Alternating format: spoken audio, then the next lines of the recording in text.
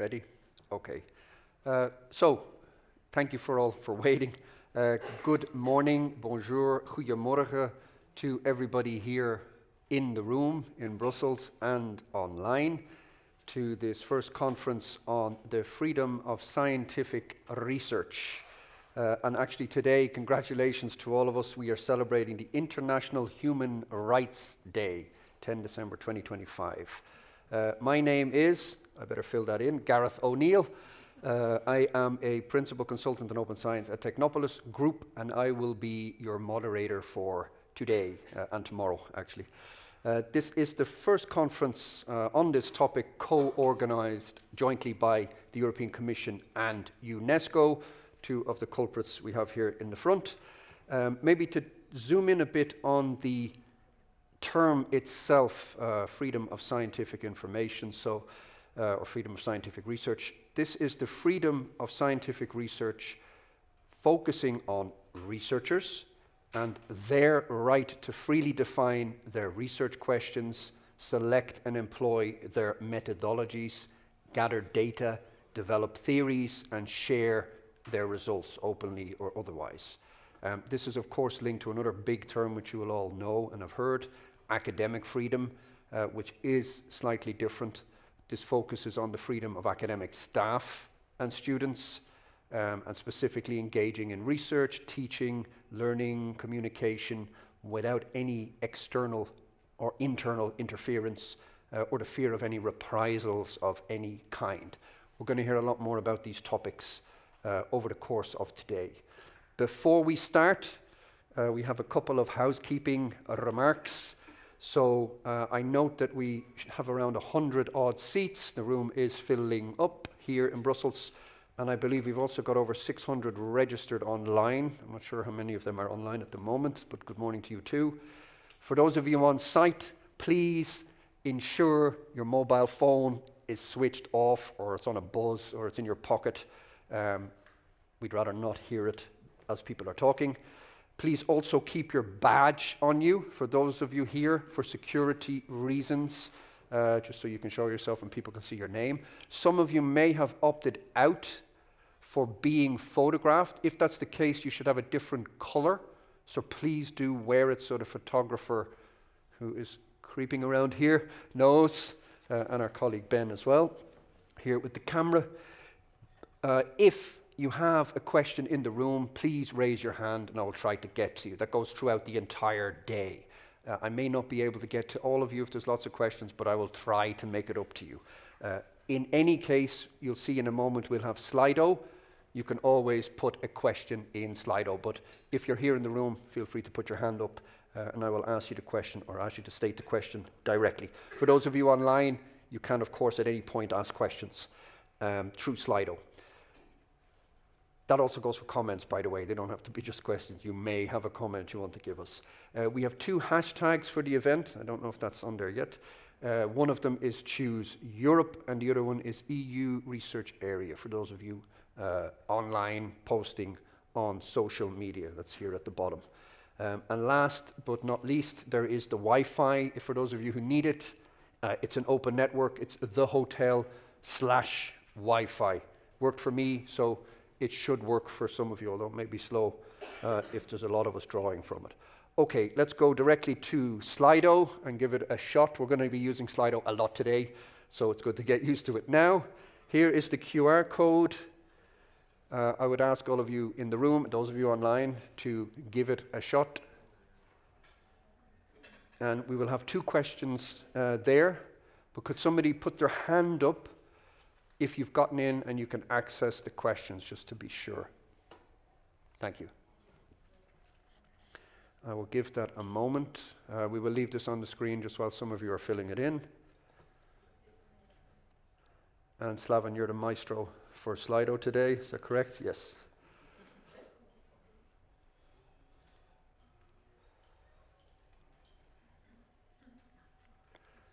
Okay, and here we go. So we've already got some answers coming in. So the first question here is you.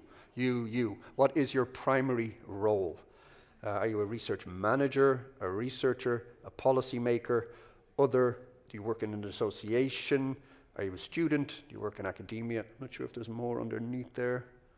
We have a lot of research managers. Where are the researchers? Hopefully they will come forward as well. See if we can boost the number online.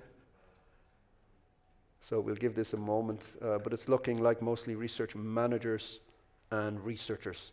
For those who clicked other, is there anybody in the room who said other?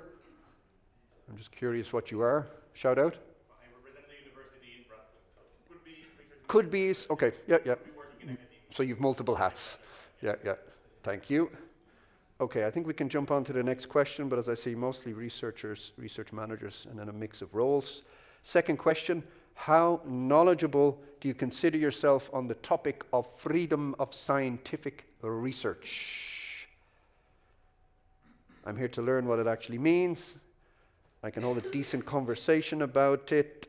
I've heard of it, but only in passing. I could brief a colleague with confidence. I could write a handbook on it. Where is that 10%? We seem to have a lot of specialists here. I think it's going to be tough today. Oh, it's going down. Okay. Okay, I can hold a decent conversation about it. That's encouraging. And then we have, I've heard of it, but only in passing. Okay, I'm here to learn what it actually means. And I could write a handbook on it. Hands up if you're an expert here, so I know where you are when I'm looking at questions. Yes, hiding over here. Okay. I think we can move on then. Does that stay open, Slaven, by the way? Can people? No, it'll close off now. Okay. Then let's move on. I would like to call our first speaker today to the stage, Manuel Alaisiu. Bom dia. Manuel is an expert in the cabinet of Commissioner Yekaterina Zaharieva at the European Commission. He's previously held or led the unit on spreading excellence and research careers in ERA at the European Commission. This has, of course, included topics of freedom of scientific research and the Pact for R&I in Europe. He has also worked in the European Parliament as a diplomat as well, also in the Foreign Ministry of Portugal. Manuel, can I call you up to the stage, please?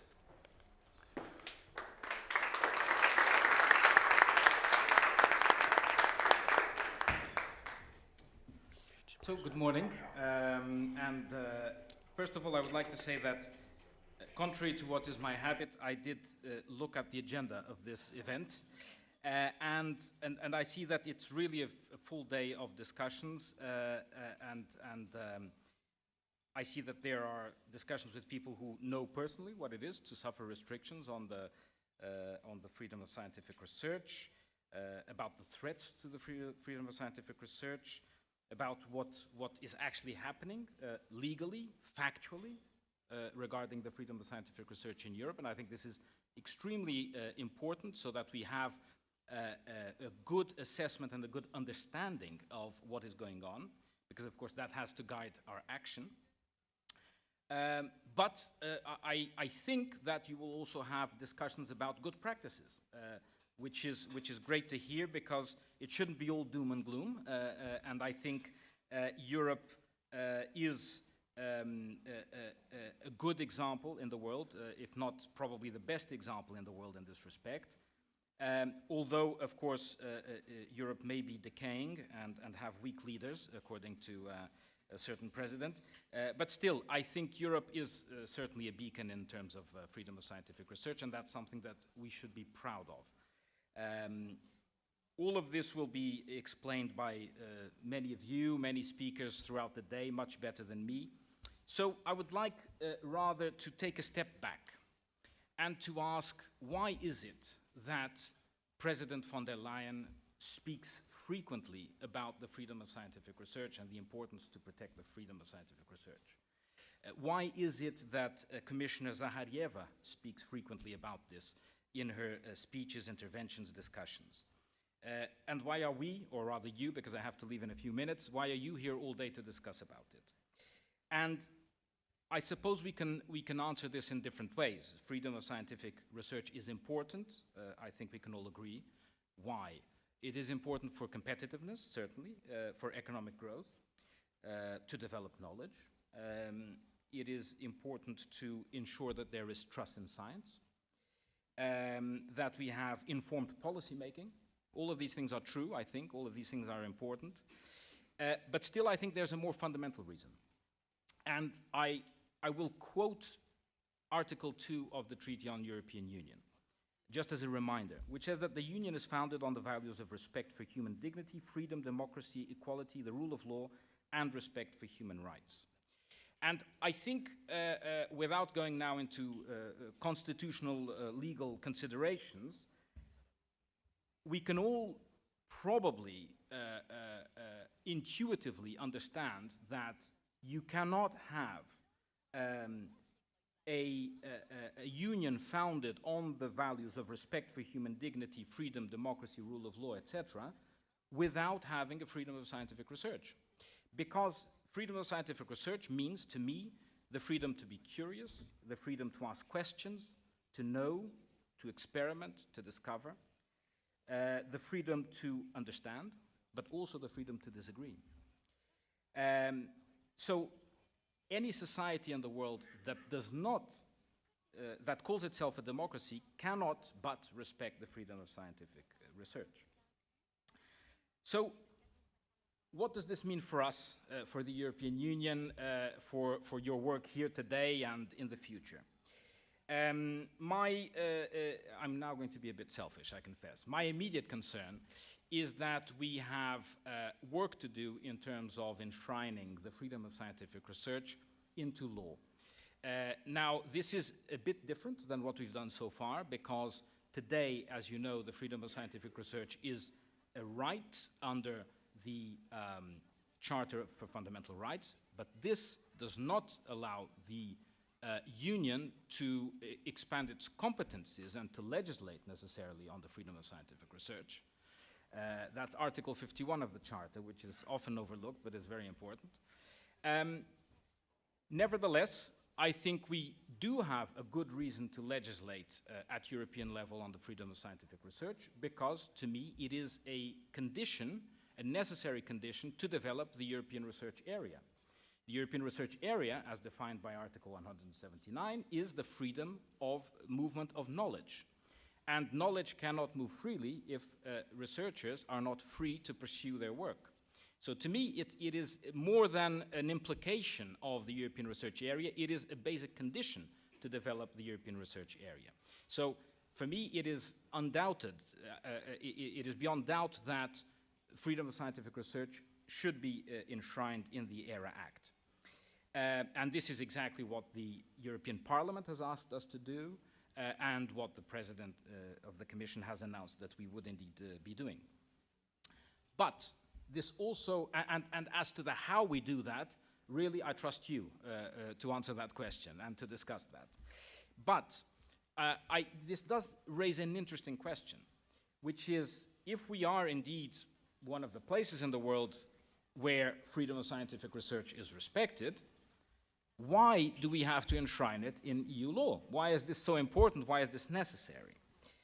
Aren't we doing well, after all? And I think that question is something that we discussed over the years with colleagues in the Commission, but I think the question is the wrong question. I think it misses a little bit the point. The point is not if we're doing well or if we're not doing well, if we need to enshrine it in EU law or if we don't need to enshrine it in EU law. I think the lesson that we learn from history, both distant and recent, and probably very contemporary, is that we can never be complacent. We can never be complacent. We can never take for granted the freedoms that we have today. And we also should be concerned about promoting the very highest standards. So it's not just about ensuring that we have freedom of scientific research, it is ensuring that we have the highest standards in the world on freedom of scientific research. So, coming back to my initial point of taking a step back and asking, why are we doing this? Why is it important to have this subject on the agenda today? Why is it important to discuss it, to enshrine it in EU law? And I think this is all part of a broader, if I can say so, conspiracy, or we could also say policy, which is that We in the EU, in the European Commission, are absolutely determined to make Europe the best place in the world to do research, to do innovation, and the best place for researchers, scientists, and innovators to carry out that work. That is why we're doing this. That is why we are discussing with you, and we will continue to discuss with you, how to better protect the freedom of scientific research, not just today, but how to make it future-proof, and part of that is about enshrining it into EU law within the ERA Act. So thank you for being here, thank you for your participation today, and I look forward to hearing the results of this event and of your discussions. Thank you very much.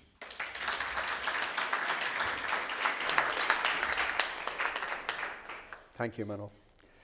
I would like to introduce our next speaker, who unfortunately could not make it today, but has left us a short video, and that will be Lydia Brizzo. Lydia is Assistant Director General for Natural Sciences and also Acting Assistant Director General for Social and Human Sciences at UNESCO.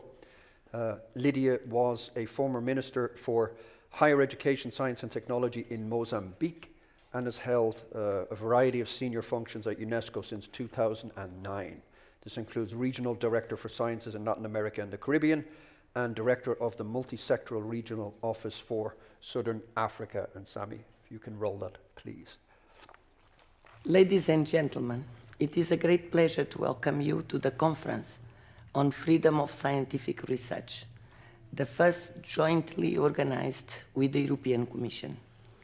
Safeguarding the rights, freedoms, and responsibilities of scientific researchers is essential for a science that responds effectively to the challenges of our time. A science that matters, a science that makes a difference. We meet at a critical juncture. Across the globe, scientific researchers face mounting pressures, target misinformation, legal persecution and harassment, particularly against women scientists, political and economical interference, restrictions on mobility, and new vulnerabilities brought by the rapidly evolving digital and AI technologies. These threats endanger not only individual researchers, but also the very foundations of evidence-based policy, innovation, and democratic life. International norms and standards can help confront these challenges and inform the design and implementation of effective policies. Principles and values are enshrined in instruments such as the UNESCO recommendation on science and scientific researchers.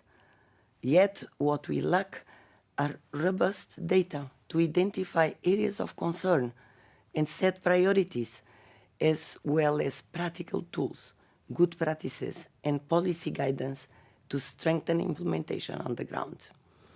Closing this gap has been a key driver of UNESCO's program on the freedom and safety of scientists, launched in 2023.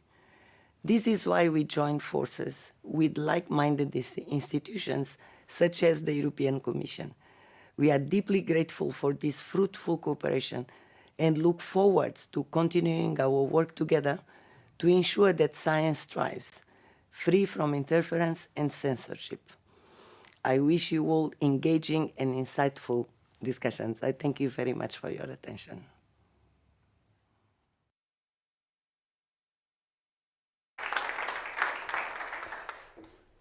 Okay, thank you, Lydia. I'd like to move straight into our next session. We are doing okay on time for now.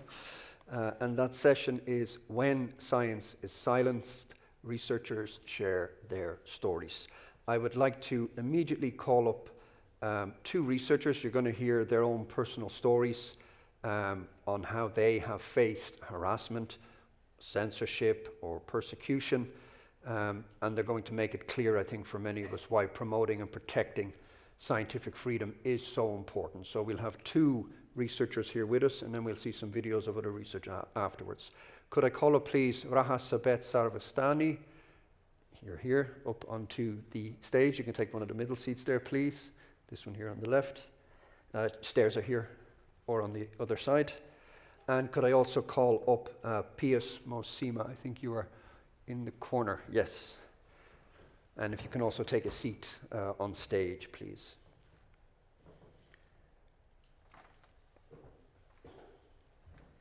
Raha, maybe if you sit just a little bit over here, because this is in the way. Go ahead.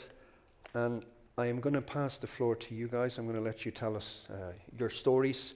Raha is a postdoctoral researcher at Abo Academia University. She has a PhD in women's studies, works particularly on how marginalized women, especially in Iran, construct meaning, offer resistance, and build collective strength in the face of persecution. Pius is a lecturer at the University of Leiden in the Netherlands. He has a PhD in philosophy and political science, and his work focuses on different aspects of this: African philosophy, intercultural philosophy, political philosophy, decolonial, post-colonial theories, bioethics, and globalization and culture. I'd like to first start with Raha, so I'd give you the floor, and you can tell us your story in your own time. Thank you. And the microphone, you can stand there as well. Yes. Good morning. It's a privilege to be here today and share my very personal experience. Although it's not easy to talk about personal experiences, but I hope this really open a window and provide valuable insights and contribute to more informed decision making in the future. I grew up in an environment where resilience was not a choice, but a necessity, where I learned from a very young age to negotiate for the most basic of rights, including the simple right of access education. My experience of the violation of freedom of thinking did not begin when I turned 18, at the threshold of university and the dreams of a future built on learning. It began much earlier, in the 3rd grade of primary school. My mathematics teacher connected the definition of right triangle to Islamic concept of the promised one, and forced all students to stand in respect of ritual anticipation his arrival to establish Islamic rule in the world. I refused. When asked why, I spoke honestly. According to Baha'i teaching, the promised one has already come. My defiance provoked anger. I was expelled from classroom and soon dismissed from school. My parents struggled to convince the principal and teacher to allow my return. I was compelled to write a letter promising to respect the teacher and conceal my belief. Although I returned to school, nothing was the same. Despite being one of the top students and helping raise the school's national ranking, I was never publicly acknowledged. The student was ranked 2nd was praised instead, while I was told privately that no Baha'i could be publicly acknowledged. This pattern continued throughout middle and high school. My parents reminded me that the true value lay in learning, not recognition. Advice I carried with me like a constant companion, grounding me through every challenge. When it came time for the National University entrance exam, the principal told my parents plainly, "Your daughter cannot enter university because she is a Baha'i. If she writes that she is a Muslim, she may continue benefiting herself and the school." Then she turned to me and said, "Keep your faith in your heart." My parents remained silent, ultimately leaving the decision to me. At 18, I had already witnessed years of persecution. Our home raided, my father, uncle, grandfather, and young aunt arrested, my aunt executed alongside 9 other Baha'i women in Shiraz, My grandfather dying in prison from lack of medical care. My father losing his job simply for his faith. I chose to remain truthful. I refused to lie. Then I decided to pursue my education at the Baha'i Institute for Higher Education, in short BIHE, an underground university created to preserve the simple right to learn for Baha'i youth in Iran. Within this undercover system, I completed both my bachelor's and master's degree, becoming an independent and self-driven learner, shaped by necessity and conviction. I went on to teach there, and by the age of 24, I was appointed as a board member of BIHE, an uncommon responsibility and a profound achievement given the intense constraints under which we operated. Then, unable to pursue formal employment in Iran as a Baha'i graduate, I dedicated myself to children's education and women's empowerment throughout the country. I later joined a human rights NGO, and in 2006, under Ahmadinejad's fundamentalist state, I was arrested for this humanitarian work. My identity as a Baha'i intensified the persecution. I was sentenced to 4 years of solitary confinement. Solitary was unbearable at first, yet I found resilience in a deep inner conviction, a vision shaped by faith, and a longing for freedom. I fought simply to have a book, and eventually I earned the right to read. Over time, I was granted paper and a pen. And in that tiny cell, I began writing articles, turning confinement into a space of inquiry and creation. Those years taught me that resilience, discipline, and intellectual curiosity are not luxuries. They are lifelines. In solitary confinement, I built an academic world of my own, discovering that while a body can be in prison, freedom of thought cannot. Upon release in 2010, I faced a new struggle. Continuing my work in Iran meant rearrest. I made the difficult decision to leave the country, a choice I have never fully reconciled. I left my homeland, pursuing further education abroad, a second master in India, followed by a PhD in women's studies. My research focused on agency and resilience, concepts I had both studied and lived.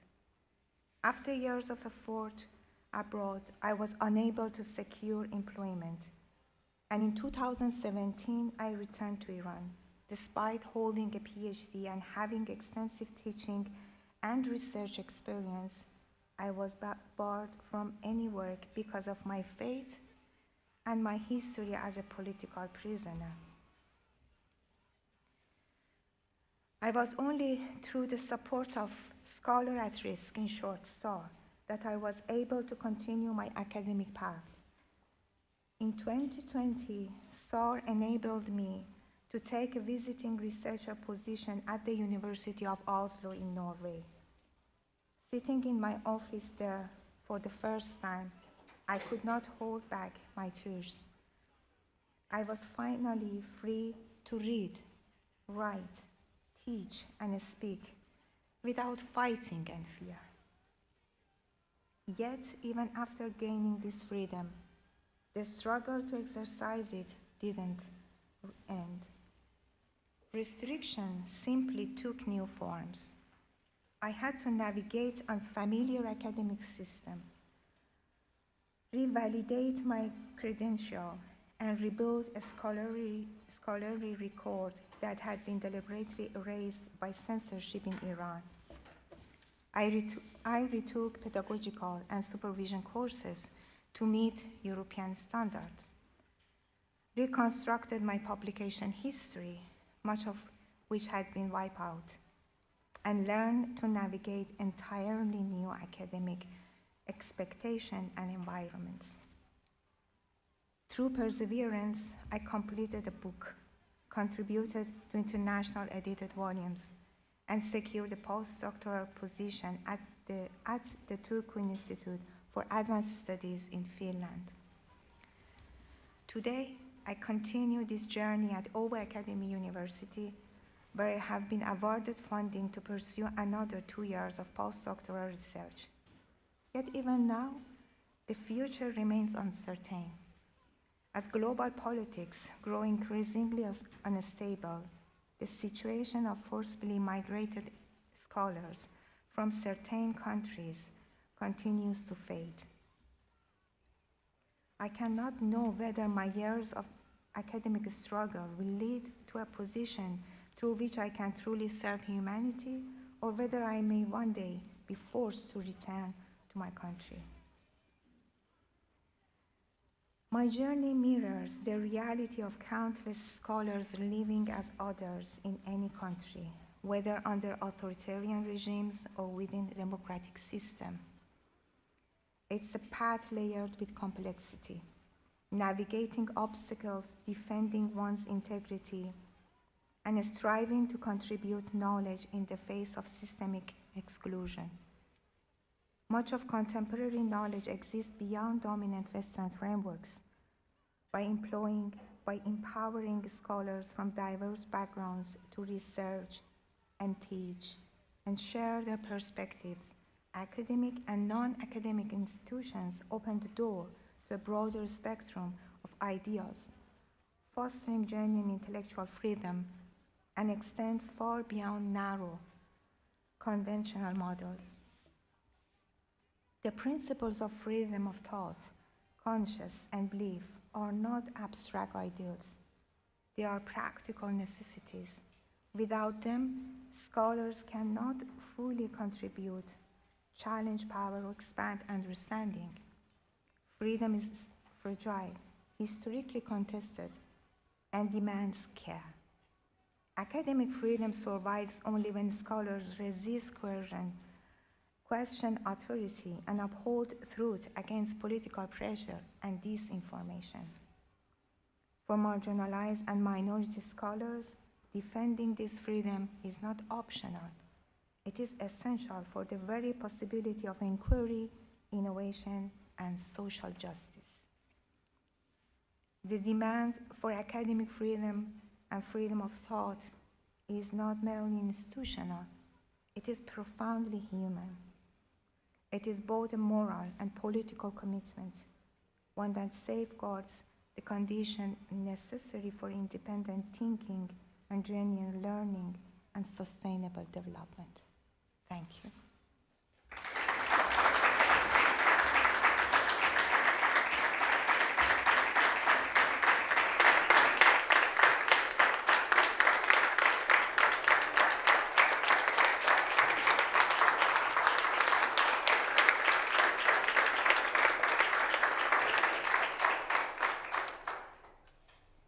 Thank you for sharing that, Raha.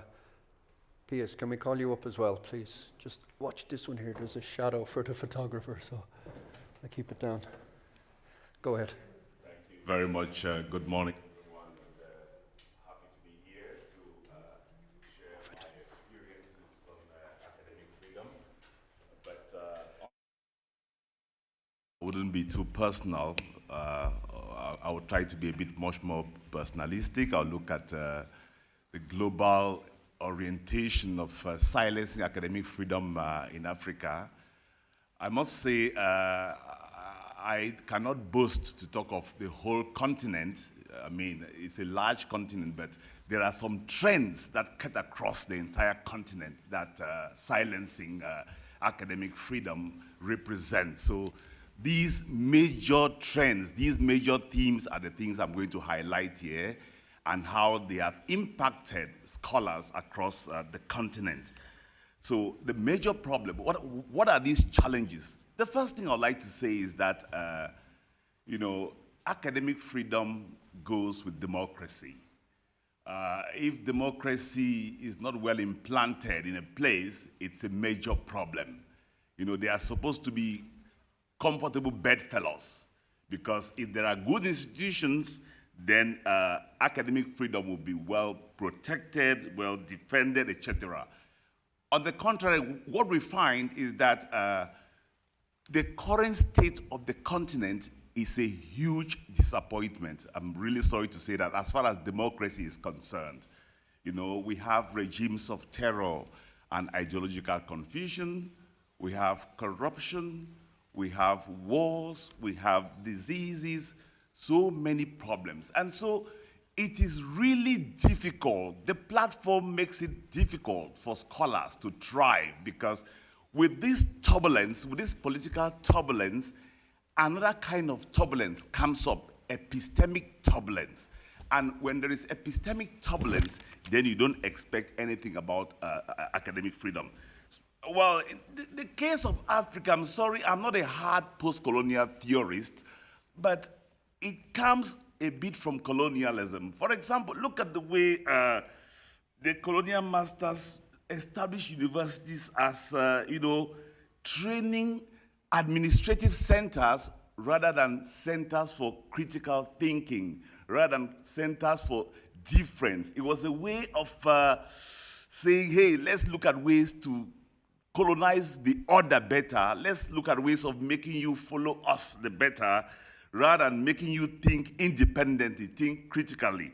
And so it became a problem. Curiously and paradoxically, post-independence Africa has also witnessed leaders who have come and they are continuing with this model, and they tend to see, intellectual differences as political subversion. When you want to think differently from the way the government thinks, it's a problem. And so all of this has led to threats, has led to intimidation, harassments, and so free speech has been deeply limited. And most in African countries, very many governments think, oh, we are doing this to preserve national unity. We are doing this to make sure that the country works well. But other countries are moving beyond that. Moreover, you see, there is this move towards reinforcing the colonial library. We are all reading La Bibliothèque Coloniale. Everything we do is to protect the interests of the former colonial master. And so when a scholar comes up with a new initiative, with a new idea to kind of deconstruct that way of thinking, it is seen as a very, very serious problem. So politically, that creates lots of intimidation and doesn't really make academics thrive. There are lots of economic problems as well. Lack of funding. There is no money. There are few top-notch universities. Even when those universities are there, there is no funding. And so what do African countries do? They get to look for funding from donors, from foreign donors. And these donors, yeah, they have very good intention, but the unintended effects is that African scholars tend to focus on extraversion, that is, trying to speak to a foreign audience. They try to limit their researches, to beef up statistics and data to foreign donors. Meanwhile, they leave out, local realities, local problems that they could do thorough research and sort out. So all of this in the name of promoting research, is a major problem. And then what we face on the continent as well is very, very poor working conditions.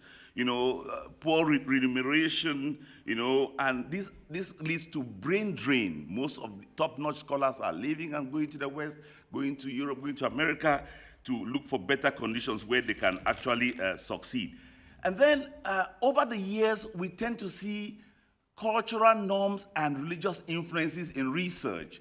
in some parts of Africa, I don't want to be hard on any religious group, but you have evangelicals, for example, who try to restrict, the way we think about certain issues. We have some religions that are not tolerant on discourses around gender, discourses around many other topics. They find it quite sensitive, and so it stifles academic freedom because scholars are not ready, are not bold enough to take up these topics. And we also have lots of infrastructural weaknesses which plague the continent. The buildings are not there. Digital divide. Most countries are saying, oh, let's use IT, but there is no power, no electricity. So how do you encourage students and researchers to actually blossom? Now, the last but not the least, I would like to say armed conflicts. It spills from what I mentioned about the regimes of terror and ideological confusion. Countries have been in war. Scholars cannot thrive in countries in situations of war. All of these, forces universities to be shut down. Learning environments are restricted. There are constant security threats, and then, the safety of both scholars and students is a major problem. So, and as these armed conflicts continue, it lessens and it's a major threat in silencing academic freedom. Now, I would like to add again that there are certain things which are not very visible. We notice in African countries, we say they are multicultural, there's multi-party politics. What we notice over the years is the persistence of the single-party logic. What does that mean? It is difficult for an incumbent to lose elections in Africa. Very difficult. There are very rare cases. Does that mean these countries don't have critical thinkers? Does that mean these countries don't have scholars? They do. But what happens when you finish a PhD, you finish a degree, you want to protect yourself, you want to defend the party in place, you want to behave like Machiavelli, the prince, or the potential prince, and when you're not in a winning team, you are in a big problem. So this one-party logic is there. This one-party logic persists, and so scholars cannot think independently. They cannot go beyond the confines of that one-party logic. And so, ladies and gentlemen, distinguished members of this August session, I think all of these conditions just speak for themselves. It is really, really difficult. I wouldn't even say scholars have been silenced. Scholars are dead. The few that struggle to thrive are stifled to the extent that they cannot even express themselves. So one of these days, I think it is important for the panelists, for all of us, to kind of come up with pathways for which we can make sure that countries in African countries can go beyond this threat, these ways of looking at academic freedom. Thank you very much.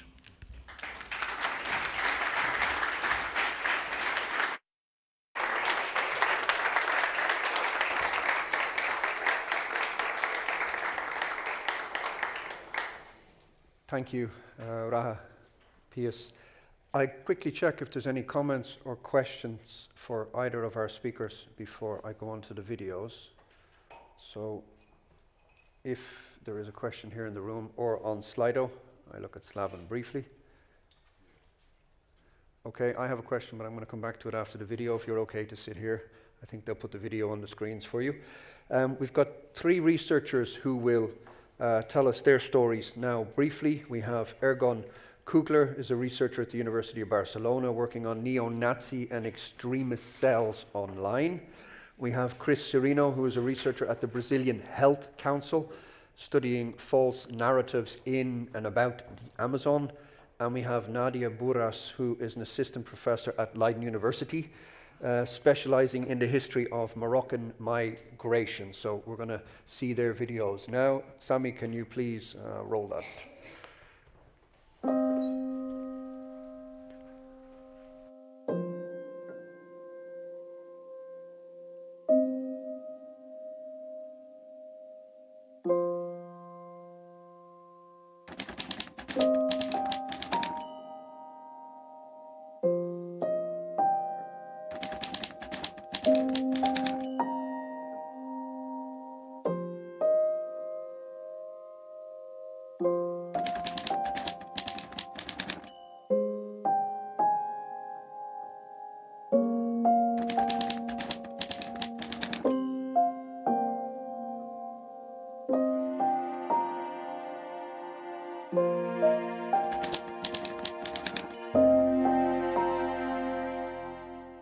Meu nome é Ergon Kugler, eu atuo na área de desinformação, mídias digitais, plataformas, big techs, né?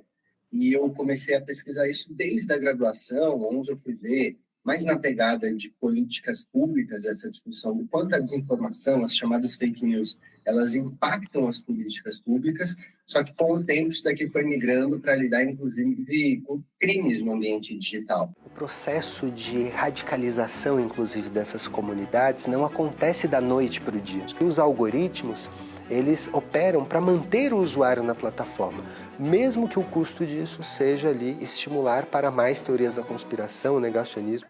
Tenho cedido para a Polícia Federal, também para a Advocacia Geral da União, por meio da PNDD, que é a Procuradoria Nacional de Defesa da Democracia, a Polícia Civil também, aqui no estado de São Paulo, comunidades, às vezes, nazistas, com suásticas, lista e etc. Talvez essa seja a frente do trabalho que mais me expõe, porque, de alguma forma, é levantamento de quem está praticando crime no ambiente digital e que fica incomodado quando esses crimes são investigados. O Telegram ele pode ganhar dinheiro disponibilizando lista de acesso para comunidades neonazistas. 9 anos de comunidades abertas que qualquer usuário pode encontrar com um simples buscar demonstra ali que o Telegram não necessariamente está fazendo um trabalho de qualidade na prevenção. Eu já fui alvo de um linchamento virtual que resultou em disputa judicial que eu venci em primeira e segunda instância contra uma parlamentar, inclusive, que expôs meu número de WhatsApp e mandou as pessoas me atacarem por causa dos trabalhos que eu faço. Mas o problema é que, talvez, no último 1 ano, quando eu comecei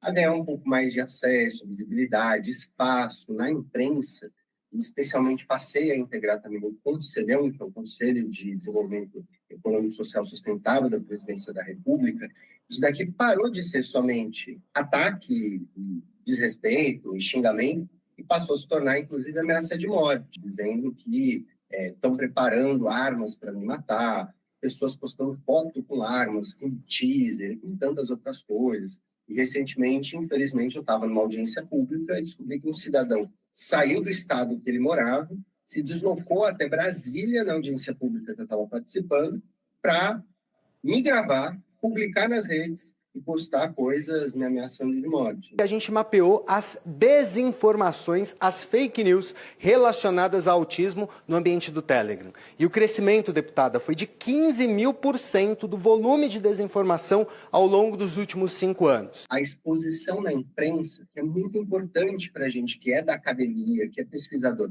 para apresentar os achados das nossas pesquisas, trouxe também um lado negativo. A maior recomendação que eu posso dar é não trate como brincadeira quem está te ameaçando de morte. Não hesite em fazer um boletim de ocorrência. Agora, por um outro lado, também seria muito valioso ter algum tipo de orientação do Estado mesmo, seja da academia, dos órgãos de fomento, das instituições de pesquisa, porque é importante que a academia tenha esse respaldo institucional para que os nossos pesquisadores eles não tenham que mudar de área, ficarem acuados, com medo de produzir pesquisa, porque senão a gente não está num ambiente livre, a gente não está num ambiente em que a ciência possa ser produzida e celebrada, a gente está num ambiente de coerção em que minorias barulhentas podem querer massacrar um conjunto de pesquisadores que estão ali para contribuir para a sociedade. Me chamo Cris Cirino, sou pesquisadora, pesquiso sobre desinformação na Amazônia e sobre a Amazônia. A minha pesquisa fazia uma análise dos discursos de ódio do Bolsonaro. Era muito voltado para o que ele falava sobre a Amazônia. Eu sabia da potência da pesquisa, mas em nenhum momento de verdade passava pela minha cabeça que ela pudesse ter a repercussão que teve. Eu estava num seminário onde eu ainda estava rascunhando os caminhos da pesquisa. Teve um aluno que postou e marcou o Olavo de Carvalho.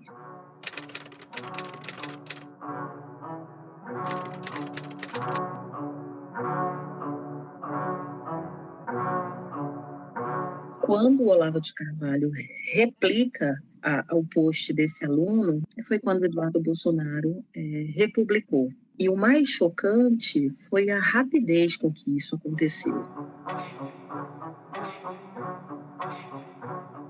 porque era 3 horas da tarde, era 15 horas, eu estava apresentando a pesquisa e 17 horas a minha vida já virou de cabeça para baixo. É muito impactante você ver a repercussão desinformativa da pesquisa, porque distorceram toda a minha pesquisa, e as ofensas pessoais, as ameaças de morte, né? Eu cheguei no meu carro estava aberto, com as 4 portas abertas.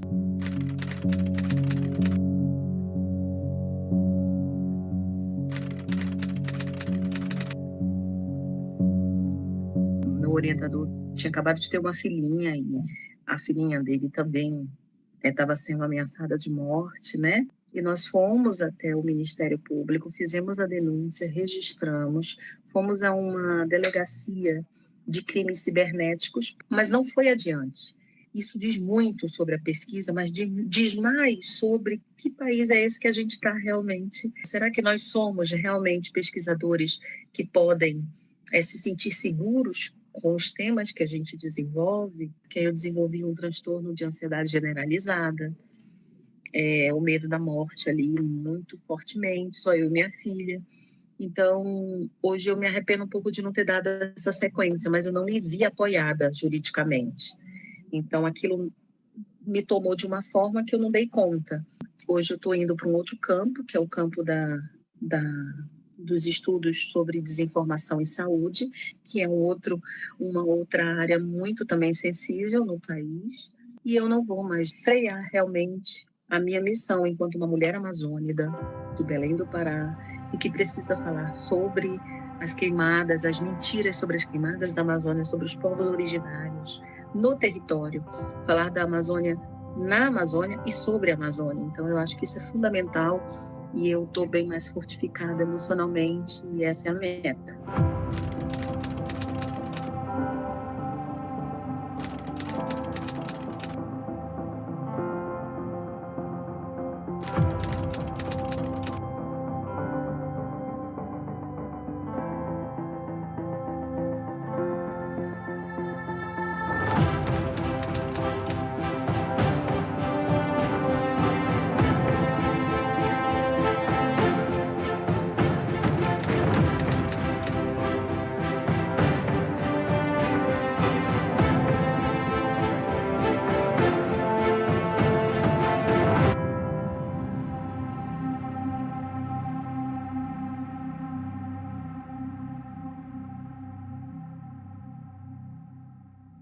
Hello everyone, my name is Nadia Boeras. I'm a historian based at Leiden University in the Netherlands. So as a historian, I think it's very important to engage in public debate. It's very important to showcase your ideas, your research, to be in contact with your peers all around the world. And at the same time, it's very important to also engage in debates with the public, to offer different insights, to offer actual facts, to present your work, but also to debunk some of the persistent myths that exist on the topics that I work on, which are migration, racism, colonialism, the history of Morocco. So a couple of years ago, I was targeted by a radical group. They came to my home address and put a sticker on my front door, and that sticker was very intimidating. It said, "We are watching you." So I felt very threatened, afraid, fearful, and intimidated because I was attacked because of my very active online presence. And this had a great impact on my personal life, my family's life. I have 2 young daughters, and they witnessed the sticker, and they also questioned why these people, we don't know who these people are, why they came to our home address and put such a threatening sticker on our front door. Although this experience was very intimidating and threatening, I will not be silenced by these kind of groups, but at the same time I worry about the effect that these kind of public threats have on especially young and female researchers. So I'm very happy at the same time that UNESCO is very supportive and reaches out to these communities and tells them that they have their backs. And I'm also very happy to see that this topic of academic freedom and the intimidation of academics is still very high on the political agenda. We have 5.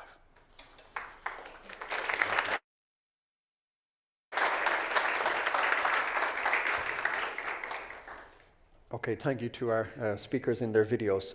I believe we have a couple of questions online. I check very quickly. Have we any comments or questions in the room before I move on? Slaven, have we a couple of questions online? We do. Yeah, I'll just.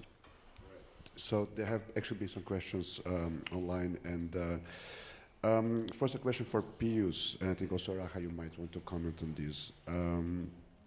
Is there a different view on scientific freedom in Africa as compared to Europe? And if so, would the approach to protect this freedom be different in Europe and in Africa? Just double check the microphone, it should come on automatically. Yeah, is there a difference academic freedom in Africa and Europe, and how can we help that? Thank you for that very good question. I must say, first of all, before you look at the whole notion of academic freedom, it's important to look at the African way of life, the African ways of being, traditional ways of knowing, and African values. In Africa, in traditional Africa, it is much more communitarian. It is community first before the individual. I'm sure you have heard this famous proverb, Ubuntu.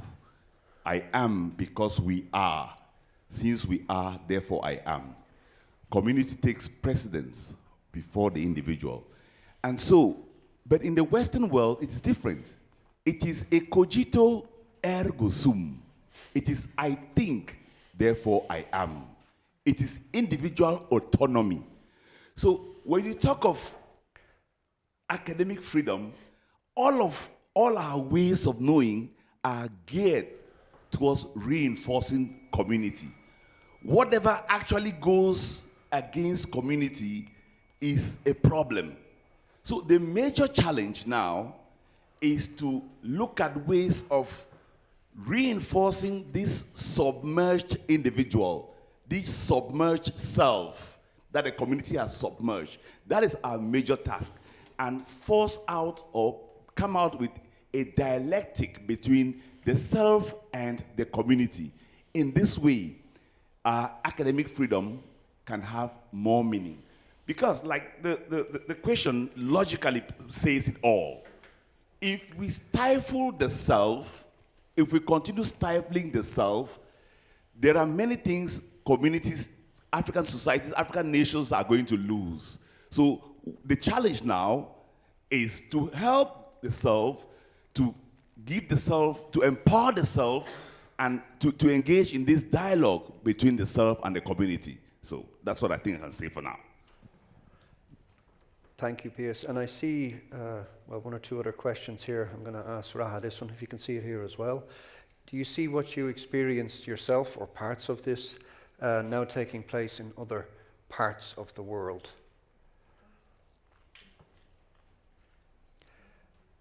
And to follow on there, so you moved to Europe, would you say everything is perfect here?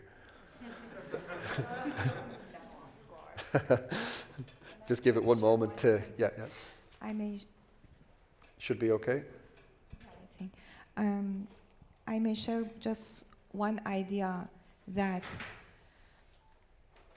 since we think that there is other and us and others, it's always would be like oppression of freedom of thinking, and I think the body of knowledge is still attacked by this idea of us and other.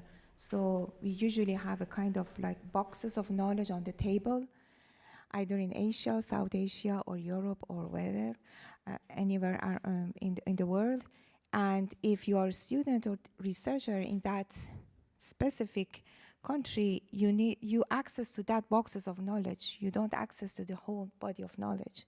That's why it's always there is a threat in here, as far as I can understand.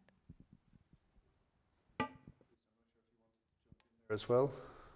Well, I would like to say absolute perfection is not a thing of this world. We are only relatively perfect. We are all moving towards perfection. There is no perfect society. And so the challenges you might have faced in Iran or in Africa or in China or whatever, in Europe, these challenges take another form. And life is what we call a constant negotiation, constant appropriation and trying to live with it. These challenges will never be there. Perhaps here they are expressed at another level in a different form, but the challenges persist. And when they persist, it's important to look for practical ways of negotiating these challenges. Thank you. Slaven, can we go on to the next Slido question? Perhaps there's actually one more question Yeah. in the Q&A, which I think is very relevant, especially for the afternoon part. And I think it's a question both to Raha and Pius. So you went through these relatively challenging times, and there are some initiatives that support researchers such as yourself, and you have maybe benefited from some of these initiatives. So perhaps a word on what you think are the initiatives that are actually helpful, and perhaps initiatives that maybe have good intentions but are not really kind of having the impact that aim for. Yes, I think for my case, I actually studied I got my PhD at Tilburg University in the Netherlands, and I traveled a lot across the continent, and mobility has helped me to make many friends, to have a global network of scholars, many colleagues, and so we write articles together, we do books together, we do lots of publications together, we encourage each other, we help each other. And so living out of home for some time, I've benefited from these very good colleagues. And then there are institutional frameworks, for example. Look at like what you are doing, Slaven, at the European Union, for example. These frameworks have give scholars the opportunity to continue their research at postdoctoral level, to freely choose their research topics, to choose their methodologies, and move on with them. So I think these frameworks, like you mentioned the SAR, for example, these institutions, they actually help scholars in such a situation. So it means that there is some good faith somewhere. It means there is a good intention somewhere to help. And this solidarity, this global network, I think those are the things we should think about for the future. For me, it was really beneficial for many reasons. Because, first of all, I want to go back to my country and continue my academic work there and help students, and especially BIHE, and if the government allow me also teach and do research at governmental universities. And you know that for me that have never worked in an academic environment, because BIHE is underground system, and it's holding their classes and all the meetings in the house of people. For example, my parents always our living room was a kind of class for students to do their bachelor and master courses. So it was very interesting to see real university, how academic environment work, how professors and researchers are working. Even access to the library, it was a kind of a huge library. It was a kind of like wonderful experience for me. What I'm trying to say is that, yes, this kind of organization at least gave me opportunity to learn more, to open my understanding toward what does it mean academic work, and I hope to return going back and whatever I learn here, gain knowledge and experiences, uses in my country and advance my country. So yes, they are doing a very good job, but it doesn't mean that there is nothing to improve. of course, that's why I actually decided to share my experience, because I think that it helped them to also find how they can improve their work. Thank you. Before we close off this session, I believe we have one Slido poll to come. You can quickly fill this one in. And I see it's, if you are or have you been involved in scientific research, have you ever encountered limits on your freedom of scientific inquiry? Yes, no, I don't know, or I prefer not to say. Let's give it a moment for the numbers to normalize.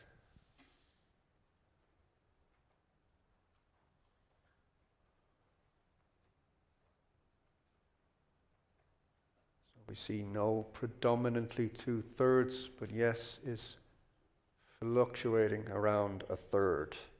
I'm not sure if I'm surprised by this or not, to be honest. It seems quite a high figure, doesn't it? I think there is need to define what does it mean. Yeah. Because sometimes people think that Yeah. the definition is not. Yeah.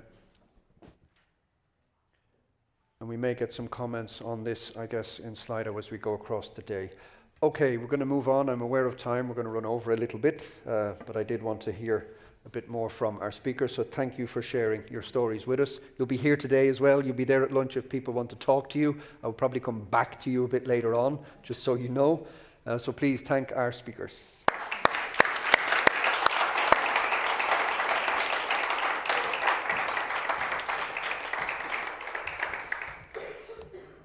Okay, so we've heard some personal stories from several researchers on how freedom, scientific freedom, is not necessarily guaranteed and can be restricted, and we've seen some interesting results from the Slido.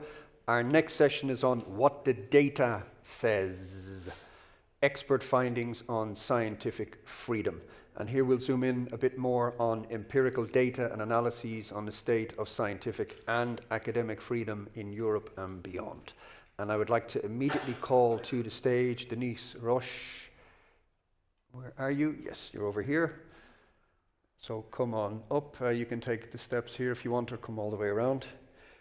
Denise is an advocacy manager at Scholars at Risk Europe and leads the advocacy work there to promote academic freedom, including managing the activities of the European Coordinating Committee for Academic Freedom and Advocacy. Also, Denise, I believe you brought us in touch with both Raha and Pius, so thank you for this. Would you like to talk from here or come up? Come on up. This is the clicker that goes forward, that goes back. So this will let you go through the slides? Exactly. It might take a second to click on as you go, and our colleagues will put the slides on now. Let me just check the direction. It sometimes needs to wake up. There we go. Go ahead. Thank you. And thank you very much for inviting Scholars at Risk to join you all today. We would not let our enemies have guns. Why should we let them have ideas? A philosophy on how to control by Joseph Stalin, as applicable now as it was then. Because there is nothing more threatening to power than the unrestricted flow of ideas. This is why, with the rise of anti-democratic forces worldwide, the space for academic freedom is being increasingly threatened. In some regions, free thought is repressed through violence, disappearances, and wrongful arrests. In others, elected officials leverage both democratic powers and extra-legal measures to exert pressures on universities, intimidate scholars and students, and silence dissent. All these attacks are deeply troubling, but they are not new. We have seen them before because history has shown us that there will always be a struggle between power and ideas. And this is why Scholars at Risk was established. And over the last 25 years, SAR has worked towards building a global movement of individuals and institutions committed to defending academic freedom and supporting scholars under threat. And today we comprise of over 650 member institutions in around 52 countries, with over half our membership located here in Europe. And together, the network offers direct assistance to threatened scholars, campaigns against attacks on higher education communities, and advocates for the right of every individual to think, ask questions, and share ideas. Key to our work is driving the idea that attacks on the academic and scientific community are not isolated incidents. Rather, they are a series of incidents that form part of a larger pattern of repression, a single phenomenon, if you will, consisting of a global set of pressures driven by the common motivation to silence this community and consequently to undermine democracy. This led SAR to establish our Academic Freedom Monitoring Project. And launched in 2011, it systematically identifies, documents, verifies, and tracks incidents that constitute serious violations of academic freedom and the human rights of scholars. And the project focuses on 6 main categories, including targeted violence, wrongful imprisonment and prosecution, travel restriction, loss of position, and other severe or systemic attacks, including excessive force against student protests, the destruction of educational facilities during armed conflict, and more. Since 2015, SAR has used this data as the basis for developing our Free to Think reporting series. And this annual report seeks to deepen our understanding of the volume, nature, and geographical distribution of these attacks. This helps to reveal trends, regional hotspots, and changing threats. Free to Think 2025, released this past October, documents 395 attacks on scholars, students, and institutions in 49 countries and territories, covering a reporting period from July the 1st, 2024, until June the 30th, 2025. Okay, the slides don't seem to be working.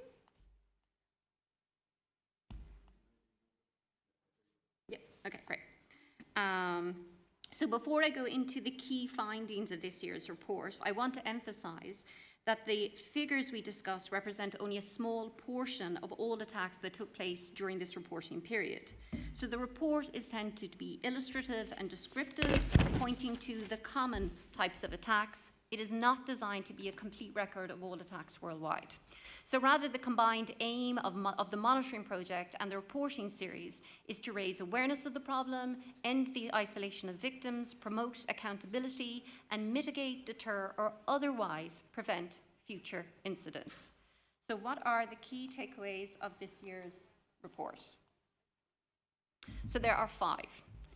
First, violent, coercive, and administrative threats to higher education in authoritarian contexts like China, Russia, Iran, and Afghanistan continue to persist.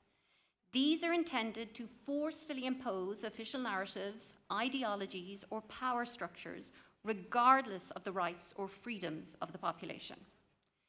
Second, recent years have seen a worrying increase in attacks on higher education in historically liberal and democratic contexts, often deploying similar measures, including threatening or withdrawing funding for institutions, banning disfavored topics, and targeting individual academics or students for harassment or dismissal because of what they teach, study, or say. Third, national leaders are increasingly attacking the higher education sector, aiming to cripple its ability to foster independent thought and critique power. Clear examples stem from Afghanistan, where the Taliban has purged women, ethnic minorities, and dissenting voices from public facilities across the country, under the pretext of staffing reductions. In Serbia, the government retaliated against faculty who supported students engaged in anti-government protests by reducing the amount of time that they can spend on research. And in the United States, where the executive branch has used the Department of Justice investigations, anti-discrimination and civil rights laws, and funding revocations to coerce institutions into compliance. Fourth, the United States has seen the most dramatic increase in state attacks on higher education, with unprecedented executive and legislative actions at the federal level. These include extralegal executive orders targeting individual universities by revoking their funding, a series of attempts to arrest, detain, and attempts to deport without due legal process US-based non-citizen scholars and students, and executive, legislative, and other actions aimed at eliminating research, programming, and other academic supports related to diversity, equity and inclusion, gender, environment, and other topics. These measures have been mirrored at the state level, with executive and legislative actions that eroded university autonomy or aimed to eliminate diversity, equity, and inclusion initiatives. Finally, we have not identified as many incidents in some of the countries where we previously recorded high levels. So, for example, in China or Hong Kong. And the reality is that this does not indicate an improvement, but rather fewer reports often reflect harsher repression, shuttered universities, scholars in exile, heightened self-censorship, and media blackouts that make documentation nearly impossible. Furthermore, we have seen an increase in the number of European countries featuring in our report. And this indicates and reflects the worldwide decline in democracy. Some of the countries that we feature in Europe have had reduced academic freedom for years, such as Belarus. Others are sites of relatively recent pressure on higher education, such as Georgia. As noted in our recent editions of Free to Think, the general trend over the past decade is towards declining levels of academic freedom across all contexts, spanning from authoritarian to democratic. This observation is borne out by the Academic Freedom Index. So this is the world's first global data set examining de facto levels of academic freedom across 179 countries and territories.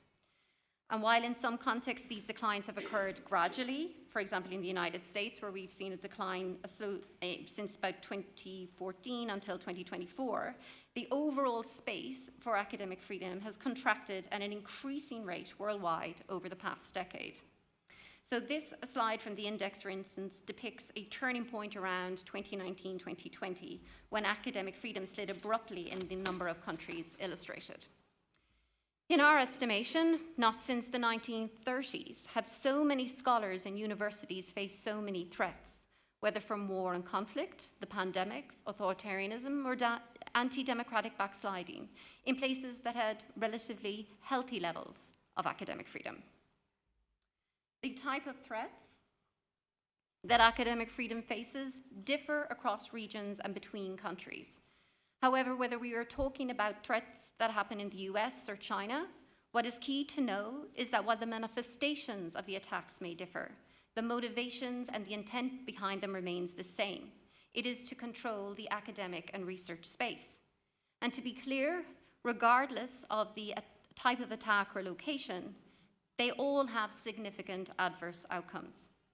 They undermine the security of our institutions and personnel, including those directly targeted and those intimidated or silenced by attacks on others.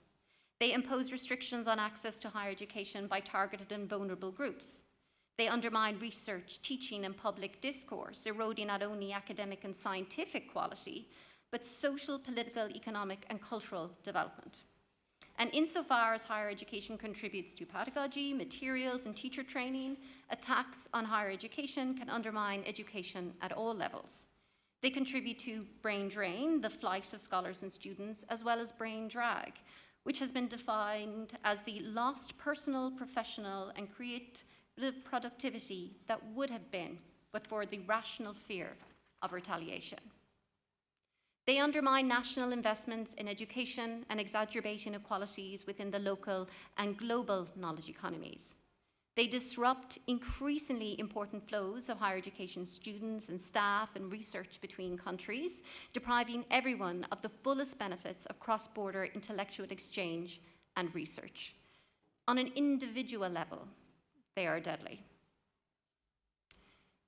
In the current crisis of academic freedom, The interconnected nature of our world presents a unique risk, as anti-democratic leaders are inspired and emboldened by one another. But interconnectedness also presents an opportunity to share strategies, build solidarity, and foster action across borders.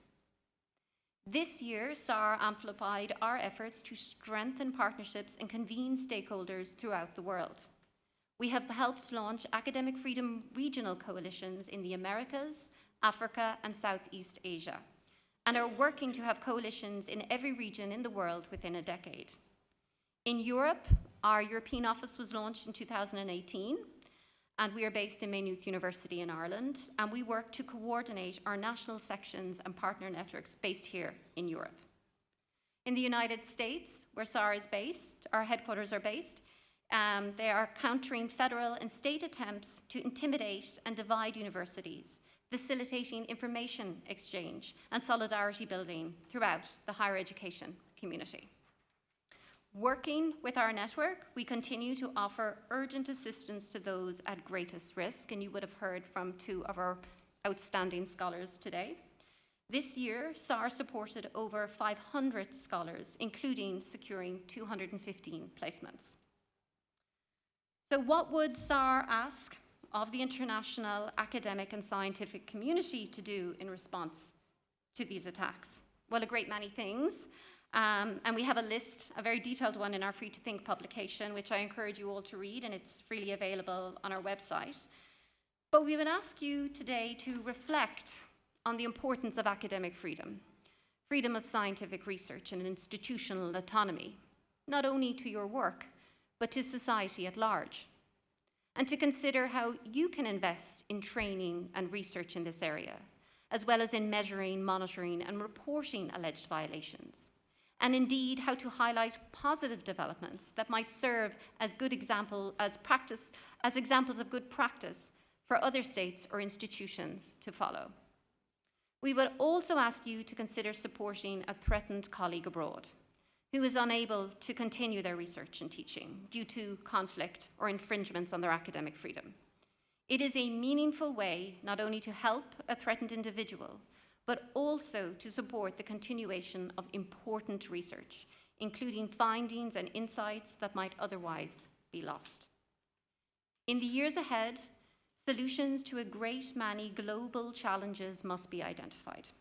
For this to happen, the academic and scientific community must be free to explore solutions and to pursue and share the truth in their research, teaching, and discourse. With threats to academic freedom and freedom of scientific research increasing throughout the world, including a significant rise in the United States, Europe must take action to preserve these rights. In fact, there is a real opportunity now to demonstrate the path for other regions to ensure that these threats emanating from the US or elsewhere do not spread. One important aspect, and I know it will be discussed later today and was mentioned earlier this morning, is including protection for academic freedom and autonomy in the new European Research Area Act. And this is something that, of course, must be done carefully and in dialogue with the academic freedom advocates to ensure the fullest scope of the right.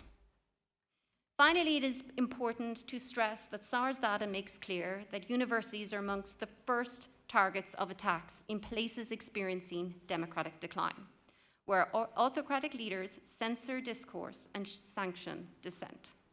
So as Europe seeks to protect academic freedom and freedom of scientific research, it also has an opportunity to strengthen European education, research, innovation, excellence, and democratic values. On behalf of Scholars at Risk, I thank you all for your time today.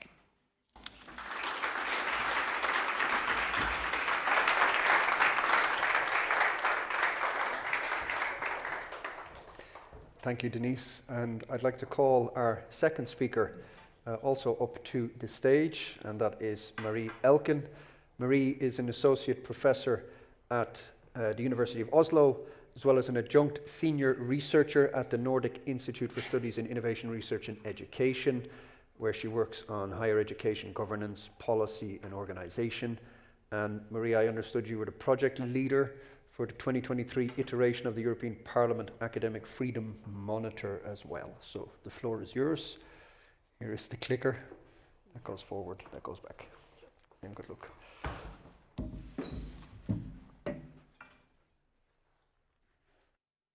Yes, thank you. Privileged to be here, and thank you for the opportunity to present some of these findings. So academic freedom is, as we've heard already before, it really is a necessary condition for higher education to operate as optimally as possible. It is a basic premise for high quality education and research to take place. We need academic freedom to have quality. And as also indicated in the previous presentation, it is also an important basis for democratic societies. And at a time where democracy is challenged worldwide, and also in fact in decline in many countries, academic freedom is the canary in the coal mine. We need to focus on this. And some of the questions that have been posed in the previous presentations have been in the lines of, is everything fine in Europe? Let's see. It is a slightly different picture, I should say. Okay, so what I talk about as a starting point is really the European Parliament's Academic Freedom Monitor. So this was launched in 2022 with the aim to improve the promotion and protection of academic freedom in Europe, and especially in the European Union. And in the presentation, I do build on both the 24 and 23 iterations, as well as the 2022 pilot study done. And I'm really talking on behalf of the team in Oslo, which consists of both myself, my colleague, Professor Peter Maassen, and also Jens Jungblut from the University of Oslo. So what the monitor does is that it composes of several parts. It both provides an overview of existing data sources, including the Academic Freedom Monitor, also looking at the Scholars at Risk reports, as well as many other sources. But all the iterations also provide a more detailed de facto case analysis of individual countries. In addition, the latest report from 2024, that also provided a de jure report, which looked into analysis of constitutional provisions for academic freedom, as well as more detailed legal analysis of legal protection of academic freedom in Germany, Greece, Netherlands, and Poland. Okay, so there have been some questions about, so what does academic freedom consists of? Are the different versions of academic freedom? To really take sort of position the European Parliament studies that we have been doing, we conceptualize academic freedom as an individual professional right. Which operates within a very specific institutional framework, which makes it different from more general expressions of freedom of expression or other types of liberties. It is embedded in a specific institutional context, which is the academia. It is not an absolute freedom. There are legitimate constraints to academic freedom coming from, for example, from research ethics. There isn't everything you can do within the bounds of academic freedom. There are certain legitimate constraints as well. But for us, the point of departure really is distinguishing what are central dimensions of academic freedom itself and what are the conditions under which it operates. And the first one has to do with the sort of central dimensions being freedom to research, freedom to teach and learn or study, and freedom of academic expression, being the sort of three core elements of it, which we then argue are embedded in a sort of context, or which are embedded in specific conditions. And these include academic responsibility, institutional autonomy, self-governance of academia, labor conditions as well, and also financial conditions. So these all exercise or sort of influence the opportunities to exercise academic freedom. And in the monitor, we look into 6 specific factors, or threats, or sources of threats for academic freedom. So we move to the first of these. Political interference remains one of the most significant recent threats for academic freedom in the EU. The pressure can be direct, so there is direct interference from certain political interests or sort of policy initiatives. These may come in the form of, for instance, questioning the nature or sort of the scientific validity of whole fields, or to attempt to interfere with study programs or provision of study programs. One example, which has come up in a few countries, is particularly a focus on gender studies and attempts to restrict or ban that as a scientific field. But there are also examples of more indirect interference, and these go into sort of trying to change the framework conditions for exercising academic freedom.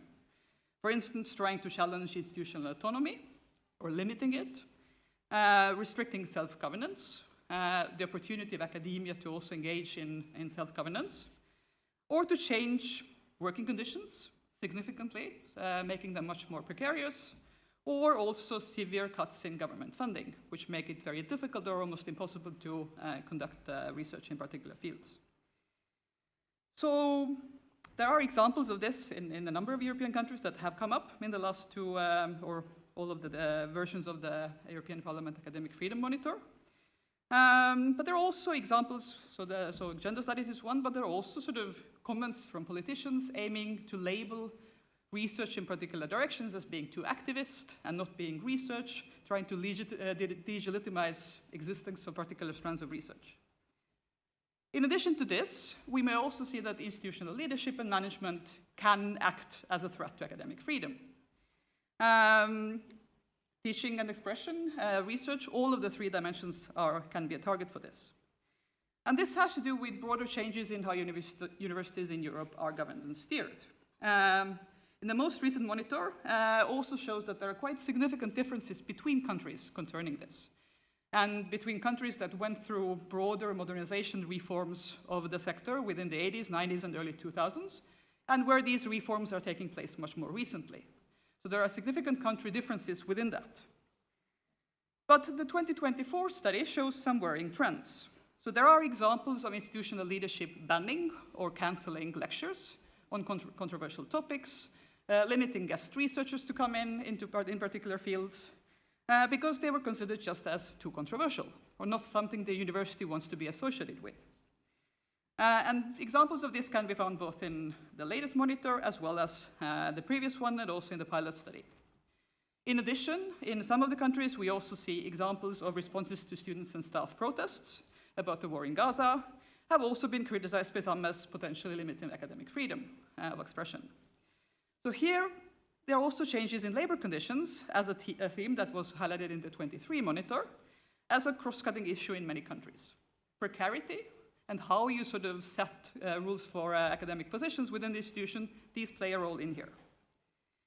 Importantly, there are some studies within Europe that also show that the institutional support for academics and students whose academic freedom has been violated has often been seen as either insufficient or difficult to access. So there are also sort of the lack of action on the behalf of institutions to support staff who has been or students who has been experienced limitations on their academic freedom. Moving to the next two threats. While we often think that threats come from the outside, threats can also come from within the academic community. While scientific disagreement is natural, it is part of the scientific discourse, there are also examples of attempts to silence particular dissenting voices or particular types of scientific ideas. And these can also come from within academia, from colleagues in other fields or same fields. And similarly, also dominant scientific sort of societal values, when these enter into academia and become constraints or aspects of regulation in order to be able to access research funding, these can also constrain academic freedom. So there are some studies that have looked into this, and threats from colleague. There are a few country studies that have looked into this in specific countries. These do show that it's not a very. There are not many academics who have experienced this, but the share is growing. So it is an issue within academia as well. Civil society is, of course, also an issue which we heard about already as well. From the a Brazilian researcher who also experienced quite a lot of attacks on social media. And civil society is also an important source of threats in the studies we've seen in the monitor. And an important arena for this is, of course, social media, but there are also examples of stalking or even physical attacks. So this also transcends harassment campaigns on social media. And you could say that, okay, physical attacks, these remain rare, but also the cost of extensive social media campaigns can be quite high for the individual researcher being targeted by this. And recent studies on this issue have been carried out in Germany and Sweden in the form of surveys. And these show that this is very demanding. It has a very high personal cost for those being targeted. And the result may well be self-censorship. which is not the same as being put into jail or being killed or being facing some other forms of more severe punishments, but self-censorship is also an issue. It is an issue if we experience that there is a cooling effect on the kind of research that is being done. And this pressure was quite prominent during the COVID pandemic, where quite a few researchers in medicine, in virology, in looking into epidemiology were experiencing this, and also in vaccine research.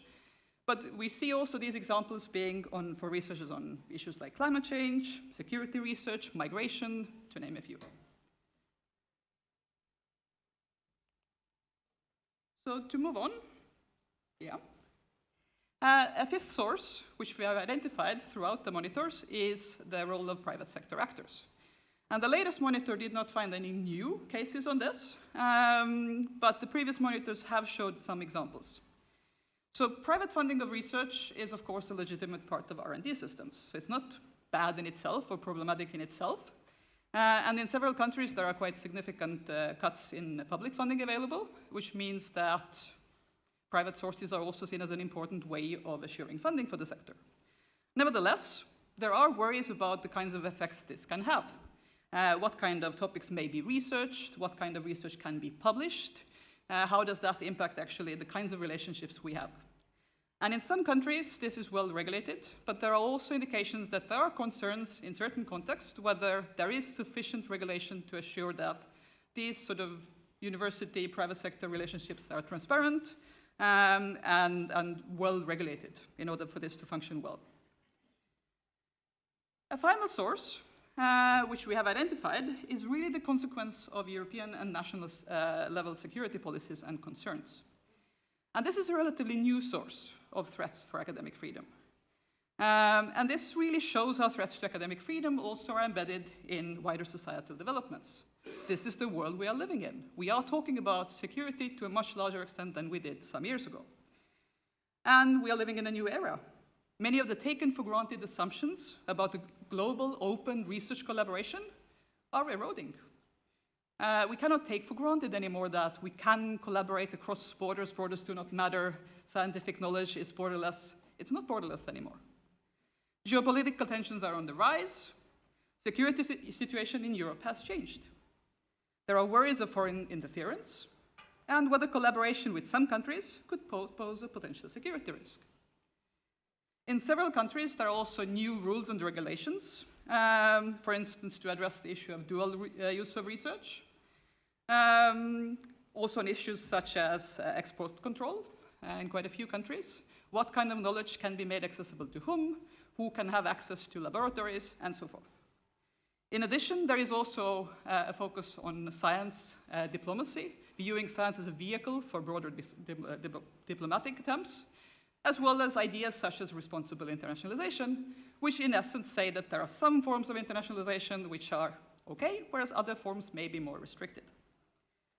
So this is an area where many changes are currently taking place, and we also have many new knowledge needs, because there is lots of going on, new things happening in this area. So to wrap up. So what these studies we have done in the Academic Freedom Monitor show is, as opposed to some other regions in the world, what we see in Europe is that there is an erosion of academic freedom. There is a gradual erosion going on. And it is also true that when we look into, for instance, the Academic Freedom Index, which Dennis was also showing examples of, comparatively speaking, Europe is doing fine. Most of European countries are in the top 10 or 20% of Academic Freedom Index, and that's if we compare to the whole world.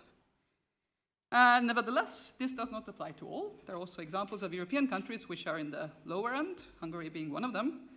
But there are also some worrying trends when we look into the Academic Freedom Index for Europe.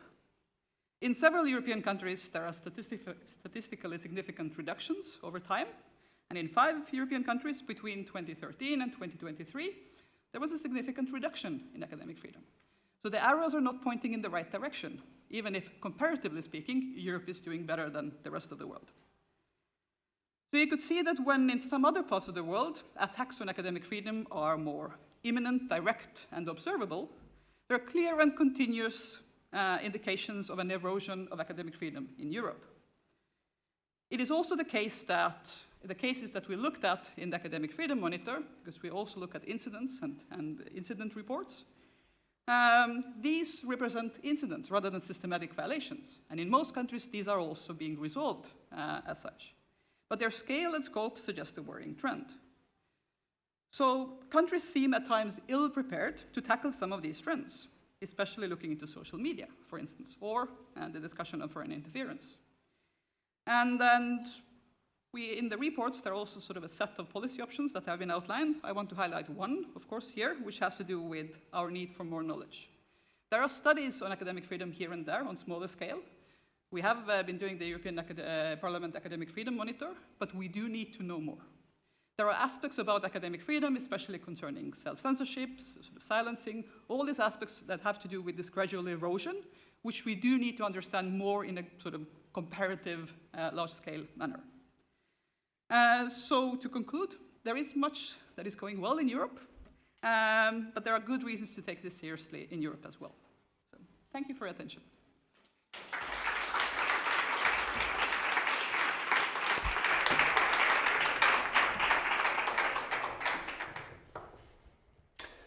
Thank you, Marie. I'm aware of time. I have got the green light to go over a bit more, especially for the next session, so don't panic for those speakers who are coming. I would like to quickly check if there's any comments or questions for our two speakers from the floor. Connor, here, please, if can somebody pass Connor the microphone.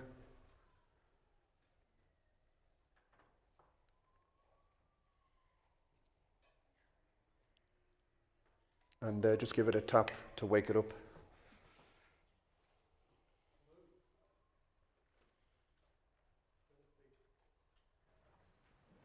Try again.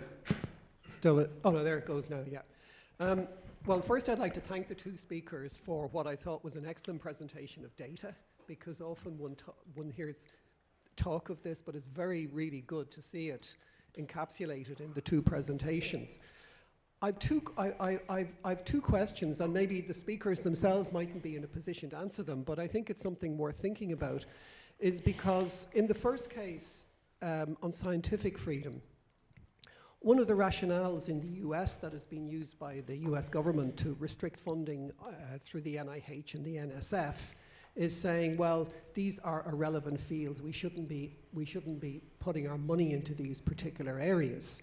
And it does come down to really the willingness of governments to invest in research and what areas of research they invest in. I mean, research can be stifled simply by not, let's say, by not stopping people doing it, but if you don't provide the funding. So you effectively find an indirect way of eroding that. And the other one, I think, is quite important as well, based on what has happened over the last couple of years in the US in terms of how the government has used what they would say has been a form of academic self-censorship and changes of direction in the past by American universities to impose their own ideologies. So, for example, saying that hiring had moved away from being merit-based and was using lots of other factors. Principally, their main target was DEI, but they used that as a rationale. And many people would support that. So how do you... it's a complex situation, because we would have always looked to the US as the main place where we had the best advances in research and the most open system. But it's actually quite shocking to see how quickly and effectively that can change. Who would like to take that first? Denise? And just give it a tap. Yep. Does that... It just takes a second to wake up, so just speak into it. Hello? Yep, there you go. I think one of the issues that we're facing when we look to the university is, for a very long time, universities were justifying themselves and the use of public money based on what they could do for the economy, the skills that they can teach, the jobs that their graduates would get, to the point where we've evolved into the situation where students are being referred to as customers. So I do think that we need to, and universities themselves need to actually rethink on this and talk a little bit more about their values and their purpose and their role in society. It is to do those things. It is to, train our future lawyers, our future architects. But they are also institutions that are there to create knowledge. And also they have a function to share this knowledge with wider society. And they are instrumental pillar, really truly a great part of our democracy. And I think this needs to start to be a big focus of how they talk about themselves and how they justify the use of public money as well. It can't just be about economics. It also has to be about our values. So I do think that there has to be more of a discussion, and universities themselves need to be reflect more on their values and be more public in them, and not so afraid to say that they are also here to support democracy. I think, and the second point is really just briefly, I suppose, on the rapid change in the United States. I mean, and there are many people that support maybe the eradication of DEI and things like that, but I think, again, that's probably more of an educational issue. What does the public think about universities? What do they know about higher education? And it has to, and they have to have a share in it. They have to value it, and it has to be thought that it is part of the fabric of our society, so that if you don't agree with something, it doesn't mean that they don't teach it, or that there is value in difference. And there is value in having somebody sitting in a room looking at poetry from the 1600s, because we don't know what we don't know, and we don't know what that will lead to.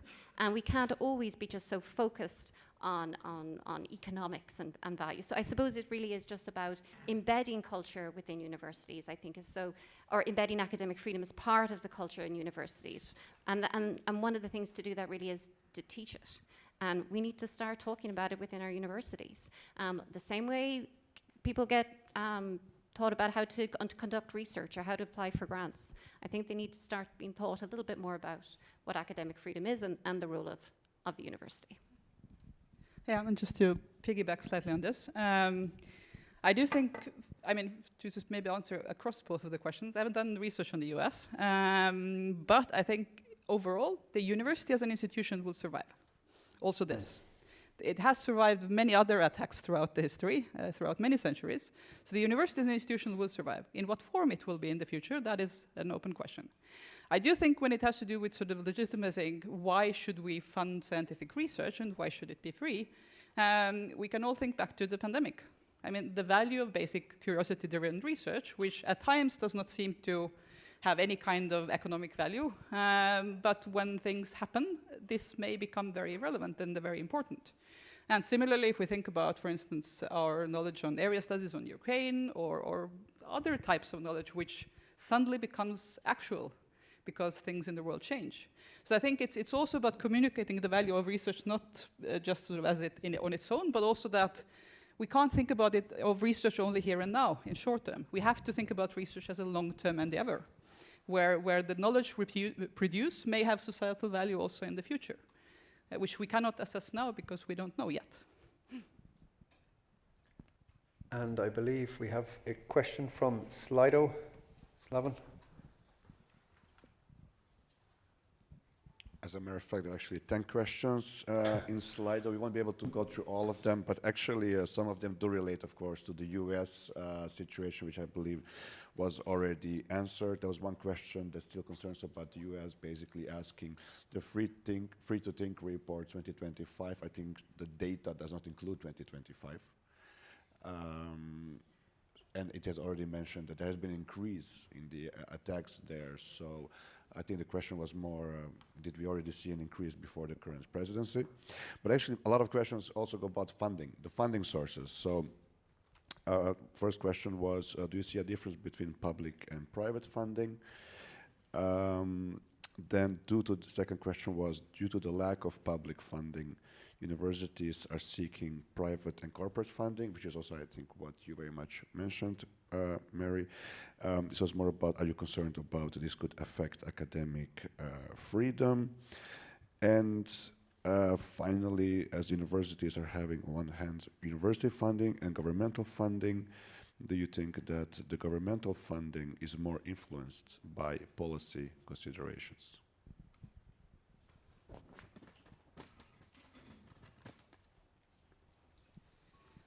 Okay. Yeah. So whether, I think I sort of mentioned it slightly in the end of the presentation concerning this influence of private funding or corporate funding. I think the aspect on it is also to sort of emphasize that funding from private sources is not bad or immoral somehow or dirty money in some ways. So there is nothing inherently bad in it if it's done correctly. If it's done in a way which actually respects academic freedom within appropriate bounds. Is also that if you are doing research which has corporate interests involved, so there are ways of navigating this terrain in a way which is appropriate. But of course, things can go very wrong if money is involved, private interests are involved, so it can also go wrong. And I think the important part is really sort of anticipating that and having clear structures and guidelines in place which make these relationships transparent and structured and protect academics involved in this. Whether government funding is more guided by policy, I think it also comes to the point that it's legitimate to have research policy. So it is legitimate that countries say that, okay, now we think public health is a major concern, we want to invest extra in public health. That's a legitimate way of prioritizing. But going from that into actively defunding whole research areas and make it effectively impossible to conduct research in those, that's where we move into terrains which are more problematic. But of course, the fact that there are sort of, how to say, policy aims associated with research funding is legitimate. But we need to have space for curiosity-driven basic research as well. Denise? Just on our data around the US, so there was a gradual decline between 2014 to around 2024, and then it has massively accelerated. And of course, if you are looking for kind of the current data, you can just go to our website, and our monitoring project publishes in real time specific incidents and attacks. And if you are even more interested and you want to keep up with it, we do actually have a dedicated mailing list that actually lists all the different things that are happening in the US, because there's multiple ways in which we are seeing academic freedom and university sector being undermined, from non-payment of agreed fees to the removal of grants to the targeting of students, the removal of visas. And we have huge amounts of legal cases ongoing at the moment, but we're also seeing the universities themselves move into coalitions and trying to push back. So it's a radically evolving space. We would say that while it is unprecedented in many ways, nothing here is new.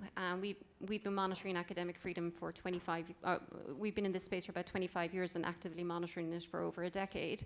And the things that we've seen unfold in the US, we've seen unfold elsewhere. And I think, but what we are seeing that is different in the US, I suppose, is the speed at which things are unfolding. And also, I don't believe we've ever seen a global leader in research and higher education actively choose to dismantle their own sector. So that's very new, and it's all evolving. But of course, if you are more interested, there's always more data on our website. And again, it will be a feature of our publication again in next October. Again, just on the funding, private, public, yes. As long as, and I'll go back to this question of values, if a university is living their values, then whether or not they're getting money from a private source or a public source, it shouldn't impact the quality of the research or the quality of the science, as long as those values are really being lived. And I think the problem is what we see with many institutions is they have statements on their website that say, academic freedom is very important to our institution.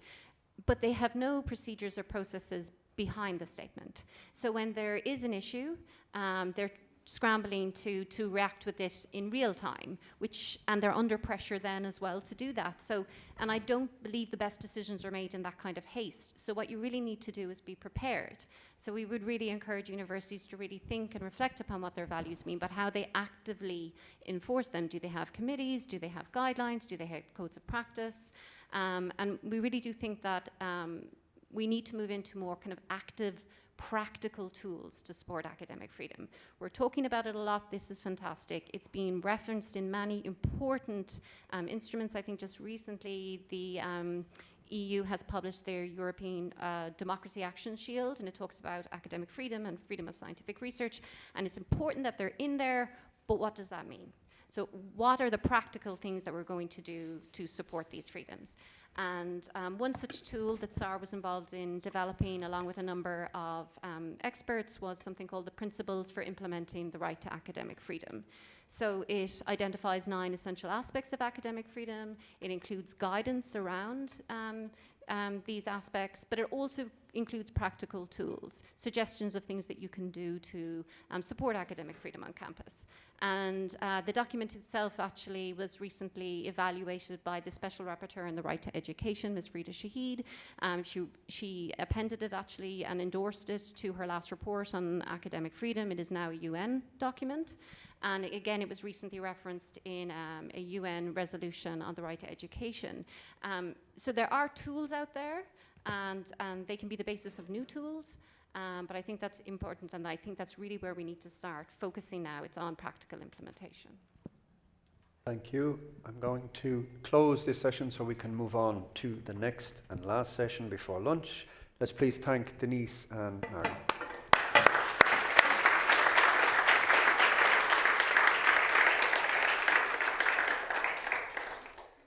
Our next session is on freedom of scientific research in an era of disinformation, surveillance and AI. I would like to call up our 3 speakers. I'll ask them to come to the stage. If you can take seats from the right side there. I'm going to take this seat here. It's a bit restricted. And that would be Kader Konuk, Jean-Maria Greco and Sofia Katzambi. Kader is a professor of German literature at the Technical University of Dortmund, working on ethnic and religious communities in the Ottoman Empire, Germany and Turkey. Jean-Maria holds 2 PhDs in philosophy and in translation studies and is chair of the Marie Curie Alumni Association. He might tell us a bit more about that, where he focuses on science policy, research assessment and AI in science. And Sofia is a policy officer at the European Commission, working in a unit responsible for higher education and focusing on academic values, the Bologna process, and coordination of the European Education Area Strategic Framework Working Group on Higher Education. That's a long one. So please welcome our guests to the stage. I have some questions for you. I hope they won't be too surprising, and we may come to some of these questions in Slido later or after lunch. So let's jump right in. Welcome to the stage. I'm going to start with you, Kader, and actually for all of you looking at, let's say, the increasing fragility of scientific freedom as we heard from the last session. So you co-founded Academy in Exile, which works with scholars at risks from different regions. Could you tell us a bit about this? Also, what patterns do you see in the way that states move from mild pressure, let's say, on universities to full-scale persecution or repression? Thank you very much for inviting me to this panel. I'm really happy to be here and hear also new data and listen to new testimonies. We founded Academy in Exile in 2000. Is this working now? Just double check it. It's me. Let's get the other one. Let's try this one. There's another shot. I'm biased. I think it's working now. Working. Right, okay. All right. So thank you for inviting me to this panel. Very happy to be here. Academy in Exile, we founded it in 2017 because I was the head of the Turkish Studies Institute in Duisburg, Essen, and many scholars from Turkey were contacting me, trying to find ways of getting out of the country because of the teaching bans, the professional bans, and the travel bans in the country. And so I decided to get together and find colleagues to found Academy in Exile. That's how we started with the by inviting scholars from Turkey.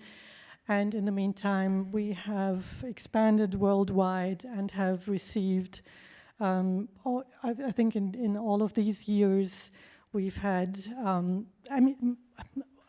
most of the years, we've had calls for applications, and we received from 120 to 250 applications per year for fellowships that we grant for scholars in law, humanities, and social sciences, because those are, in our experience, mostly the fields and the disciplines that are attacked by authoritarian governments. And we do award fellowships to scholars who either are individually attacked or who suffer from defunding their grants, which makes it impossible to continue their critical research. So what is it what we focus on is really the research and the knowledge that these scholars have, and we like to, but we try to give them a forum to promote this research here not here, but in Germany.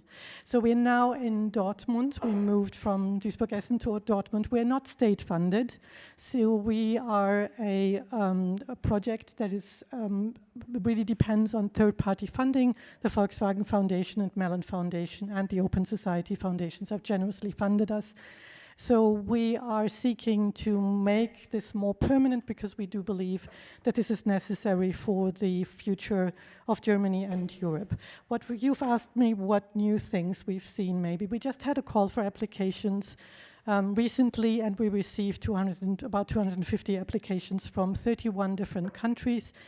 What is new in this year is that there's an increase of applications from Africa and also from Gaza. But we really, this is not representative, so it's not as if we do an academic freedom index or have any data available.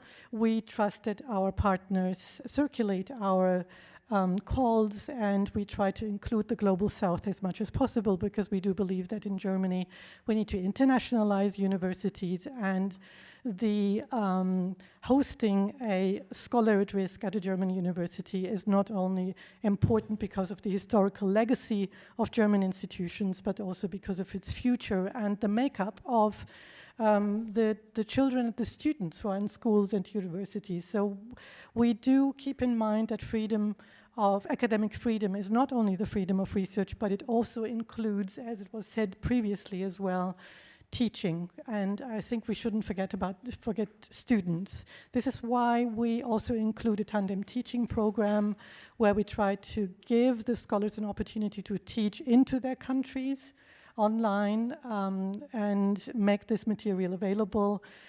What has been new in the past years is really the scholasticide in Gaza, scholasticide in Ukraine, which increased the applications to Academy in Excel. Then we have, of course, the ban of women and girls from education in Afghanistan, and we had a special program for Afghan women without a PhD to be able to continue their education in Germany, which has been really, I find, the most rewarding and successful program that we've did so far. Because I can give you one example, a legal scholar who came, who had to interrupt her master's in Afghanistan working on human rights, came to Academy in Excel and now has a master's in human rights in Germany and will go on to do a PhD. So we are also interested in the scholars in the making, who will be the leading scholars, I think, and I hope also for us in Europe at European institutions. What has been also new in this new pool of applications, and I've only started, because the deadline was just a week ago, I've only started to look at them, we received some applications from the US by non-US citizens who are threatened by deportation or whose funding has been defunded. So we do assess, of course, our applications according to risk, but also academic merit, and it will be very hard to make an assessment about the level of risk in the United States as compared to an Iranian scholar trying to do gender studies in Iran, and the kind of persecution and the harassment that these individual scholars experience. So so it's interesting that we receive these newer applications from the US without having really reached out particularly, but I think what is probably, if I wish for a program to be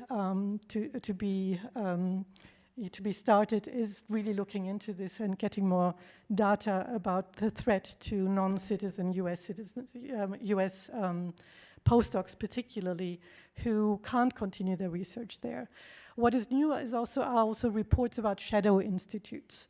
So we get applications, and our fellows who've come to us have also reported this, is that, for example, gender studies institutes you all know this, in Hungary and Turkey have been closed down, but then shadow institutes by the state will replace those, and they are called family institutes, for example.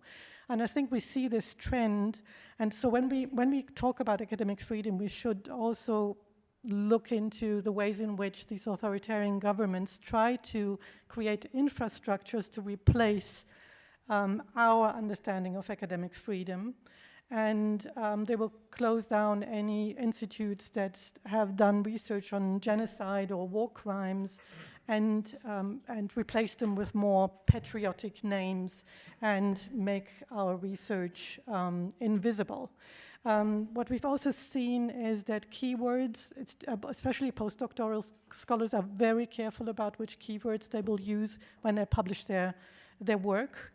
And so anything climate-related, gender-related, genocide-related is a flag now. So I think we'll probably see in the coming years more of this shift, and what we need to do, I think, is to strengthen the safe spaces that we have. Academy in Exile is one small contribution to create this safe place, but we are only located in Dortmund and have hosted 87 scholars from more than 20 countries up until now since 2017. These are my 2-3 minutes. Yeah. We're going to keep this microphone as well, seeing as it's working.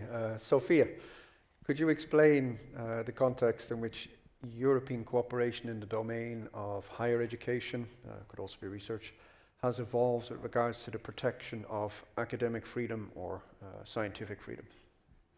Yeah, thank you very much. So I work on higher education, so the scope of the work that we do is a bit more on academic freedom, so like a bit the broader concept, which encompasses freedom of scientific research, also freedom of teaching and freedom of learning. The academic freedom is, as was previously mentioned by some of the other speakers, also explicitly referred in Article 13 of the Charter of Fundamental Rights, together with freedom of scientific research. But the main work that we do in our unit and that I work on is in the context of the European higher education area, also known as the Bologna process. So this is a forum of cooperation between different European countries, over 40 of them. It includes all 27 member states, and the Commission is also a member of this process. And so I think that fundamental academic values, we always talk about fundamental academic values more broadly, have kind of implicitly been part of this process since its inception. But in the last few years, we've seen a lot more focus on them, and including with explicit definitions. So starting in 2020, we saw the first definition for academic freedom, which also encompasses freedom of scientific research. And in 2024, when the ministers of the European higher education area met, they also defined 6 fundamental academic values. So academic freedom, academic integrity, institutional autonomy, participation of students and staff in higher education governance, public responsibility for higher education, so the responsibility that the governments or the states have for higher education, and public responsibility of higher education, so the responsibilities that the higher education sector has for society as a whole. And I think it's important to mention that the way in which these values were defined was also in seeing them as a coherent whole, so kind of saying you can't have one without the other. And I think that this has come up also in some of the discussions also so far. We can't talk about academic freedom without talking about institutional autonomy, without talking about academic integrity, without talking about all these other really important concepts. And I also think that this links very closely to freedom of scientific research, not only because I say so, but because the ministers also of the European research area have highlighted this connection in the Bonn Declaration in 2020. And they've also expressed strong interest in the work that's done in the context of the European higher education area to develop a framework for monitoring the implementation of these values across all these different countries. So this is something that maybe we can talk about more later, but I think it's a really important effort to kind of try to have a mapping where these countries not only commit to these values, but we kind of track how they're implemented and what their status is. Because it's only through having this data and the sense of where things stand that we can also notice trends over time. And we've heard a lot about some of these more implicit trends, about self-censorship, about like slow erosion of these values. And I think that the only way to actually be able to track and see how this evolves is to have a regular data collection exercise and be able to set up some benchmarks on that. Jean-Marie, looking at the Marie Curie Alumni Association, so I'm guessing you're very aware of all the challenges facing researchers, I guess both in Europe and beyond. What aspects of the research ecosystem, in your view, are becoming more sensitive or more fragile, especially taking early career researchers into account? And why does this matter for the longer term vision, let's say, of academic freedom? Thank you for the question, Gareth, and good morning, everyone, and thank you for the invitation. I'll try to be on point, since we are between you and the lunch, so that's... years of leadership in the MSCA, especially since I've become the chair, have me experience firsthand how fragile conditions of researchers, especially early career researchers, can threaten, or actually not can, they threaten freedom of scientific inquiry, freedom of research. There are several reasons. Those who spoke in the 2 hours before, they already touched upon basically most of the points. Let me mention a couple. Job precarity. Job precarity, and that's why I congratulate for this conference the day before research careers. Job precarity, the conference on research careers. Job precarity is a threat to academic freedom, because a system that does not provide any path for the future, any idea of, tentative at least path for the future, then threatens how research inquiry is done. Because at that point, early career researchers especially, they may prefer to research topics that are safe for their career, that are safe to publish, to get published, instead of going for the curiosity-driven aspect that Mary mentioned. That is a part of some of the programs and for instance, the MSCA, it's one of those, right? It's central, the Marie Skłodowska-Curie actions are curiosity-driven, are bottom-up.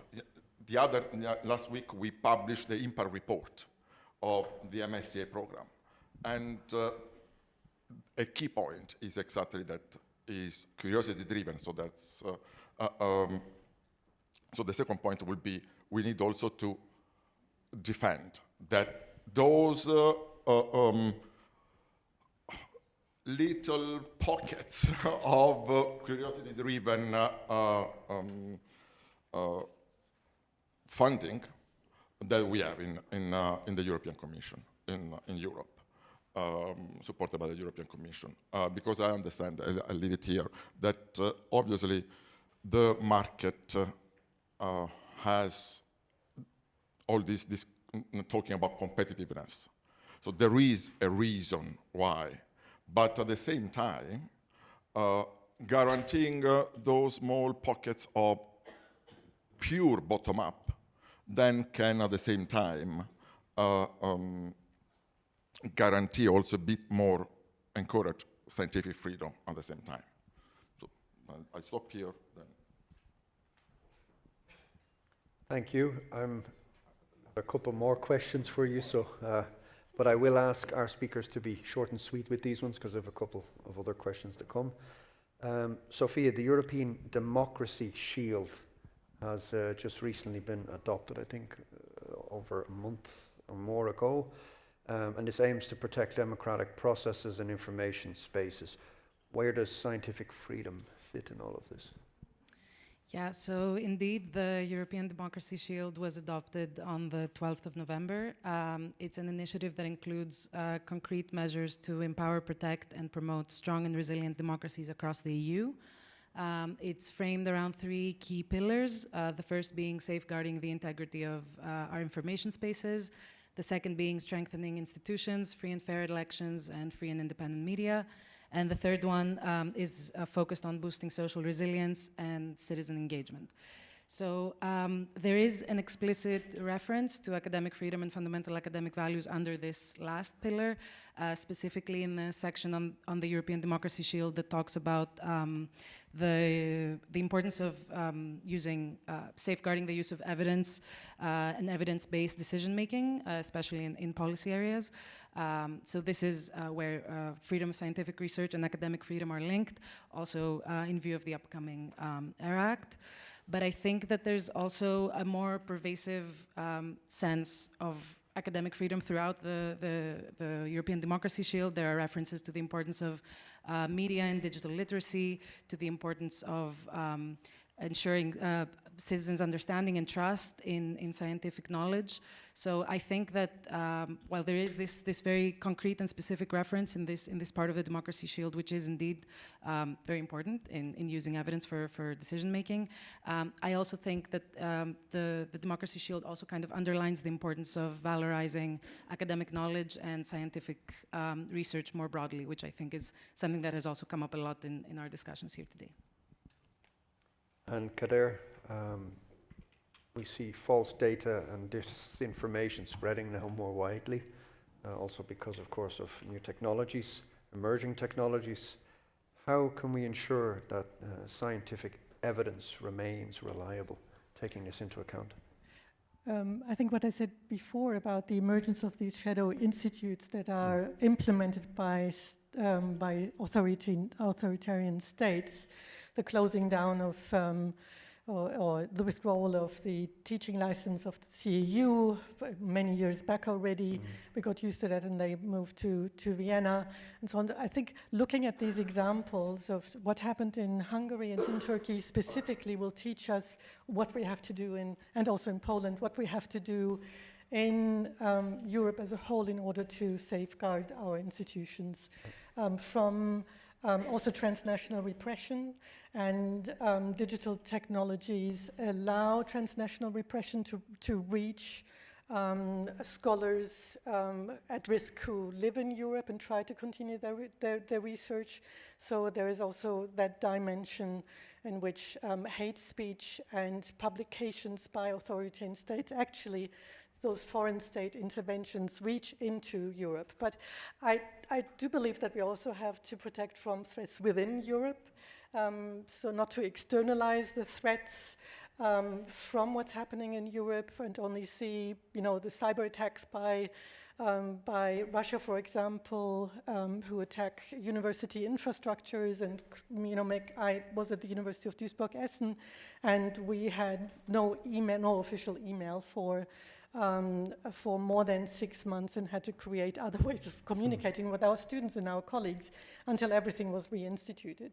So, I mean, the guess was that this was Russian interference, and I think it was not particularly because the university was politically maybe the target, but I think it's just a general attack on the university infrastructure in Europe. Those are external threats, yes, and we have to take them very seriously, but they're also internal threats. So the transnational repression also is, I think, an issue for us within Europe or within the European Union.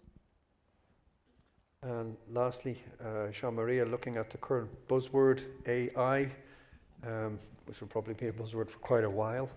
We see that this is becoming now part of everyday life, things like ChatGPT, but it's also being used now in research as well, more and more, in many facets of research. But there can be negative sides to this, right? Such as it can strengthen existing publication bias, or it can limit to an extent who gets heard, it can amplify certain voices. So how can we or institutions stop, let's say, this misuse of AI or these tools, or focusing on specific individuals, or reducing, let's say, the range of ideas that we have? Yeah, indeed, it's a buzzword, right? And but it also refers to a practice that's being increasingly used now. Last month, the ERA action on AI in science was officially launched. And that is one of the ways how we could, and when I say we, it's all together, institution, researchers, all the different actors, can work toward a use of AI that could benefit society. The very discussion about what AI in science can do for the EU is a participatory process, because it's part of the ERA actions.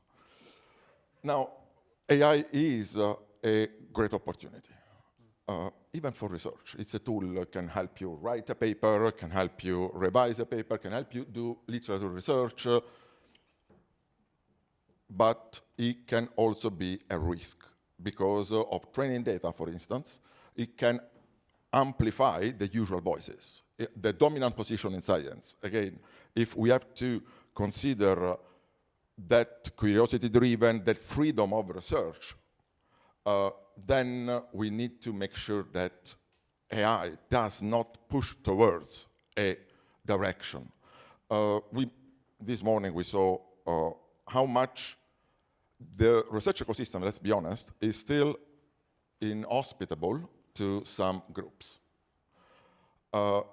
AI is the training data, is data written by a dominant culture. So we need to make sure that how we train and then how we use AI tools in science does not replicate or even amplify unconsciously. The researcher, the early career researcher that is using it for their own paper is not even thinking about. They are not even thinking about it, about the bias. But the bias will pass if the data is not properly validated, trained, cleaned. So that's how I see it. It's a joint activity between all the different parties there are. And the last point is that doing it by design, proactively, not reactively, not as an afterthought, but exactly what we are doing, at least in this part of the world, let's say, is doing it by design, ethically by design. That's what we are trying to do. That's it. Thank you. We're close to lunch. I'm going to ask if we can open up the Slido word cloud just before we go, so if you can pull this up. The question here is, considering everything we've heard so far, what do you think poses the greatest threat to scientific freedom? If you can keep it to one single word, please, that will help the cloud. 2 is allowed, 3 is completely right out. So just throw 1 or 2 words at us and we'll see what comes up in the cloud. While that's coming up, I would just ask our speakers for one final reflection, short, brisk, sweet. If you could introduce one safeguard to protect the long-term freedom of scientific research, what would it be? And let's start with Jean-Marie. I would, okay, I'm saying something that may not be popular. This is my opinion, not the MCA position, just to be clear. I welcome that the ERA Act is going to include, to discuss, cover academic freedom. And I prefer to phrase it in freedom of scientific research, the way it's, because academic freedom sometimes may be misleading. But I also agree with those that believe that it should have an instrument on its own.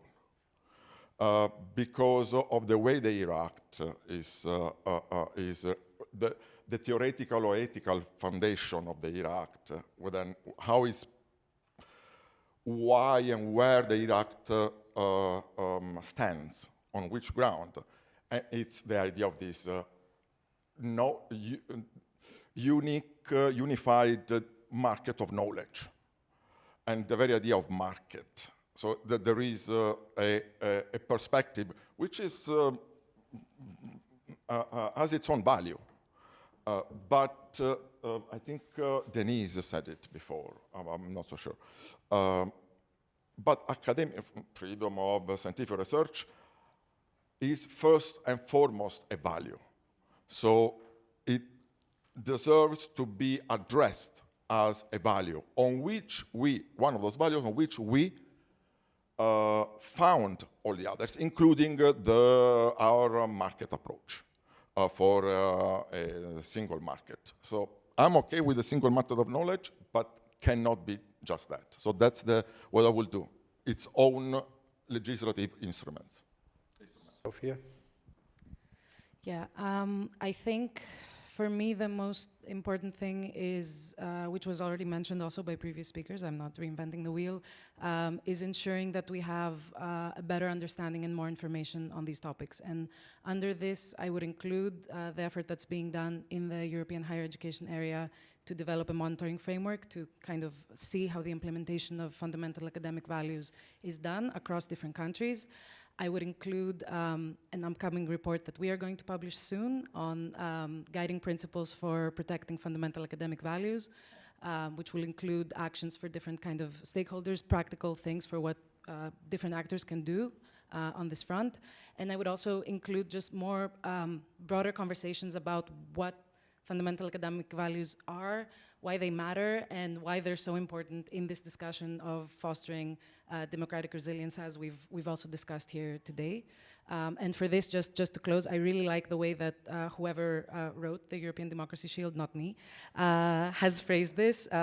Towards the conclusion, they have this quote, which I really like, which says, democracy is a daily commitment that we must protect, nurture, and never take for granted. Kader? Okay. What I wish for our state-funded and EU-funded universities, so that the universities are declared safe spaces for students and for scholars, and there should be funding available in order to create those safe spaces and not any empty promises. So it's about implementing maybe some of the principles that were articulated now in the European Democracy Shield, but it's really about providing tenure for people who do critical studies and preventing them from being targeted or being out of a job because they are pursuing the most important topics of our time. Thank you. Let us thank first our speakers who can remain seated for the moment.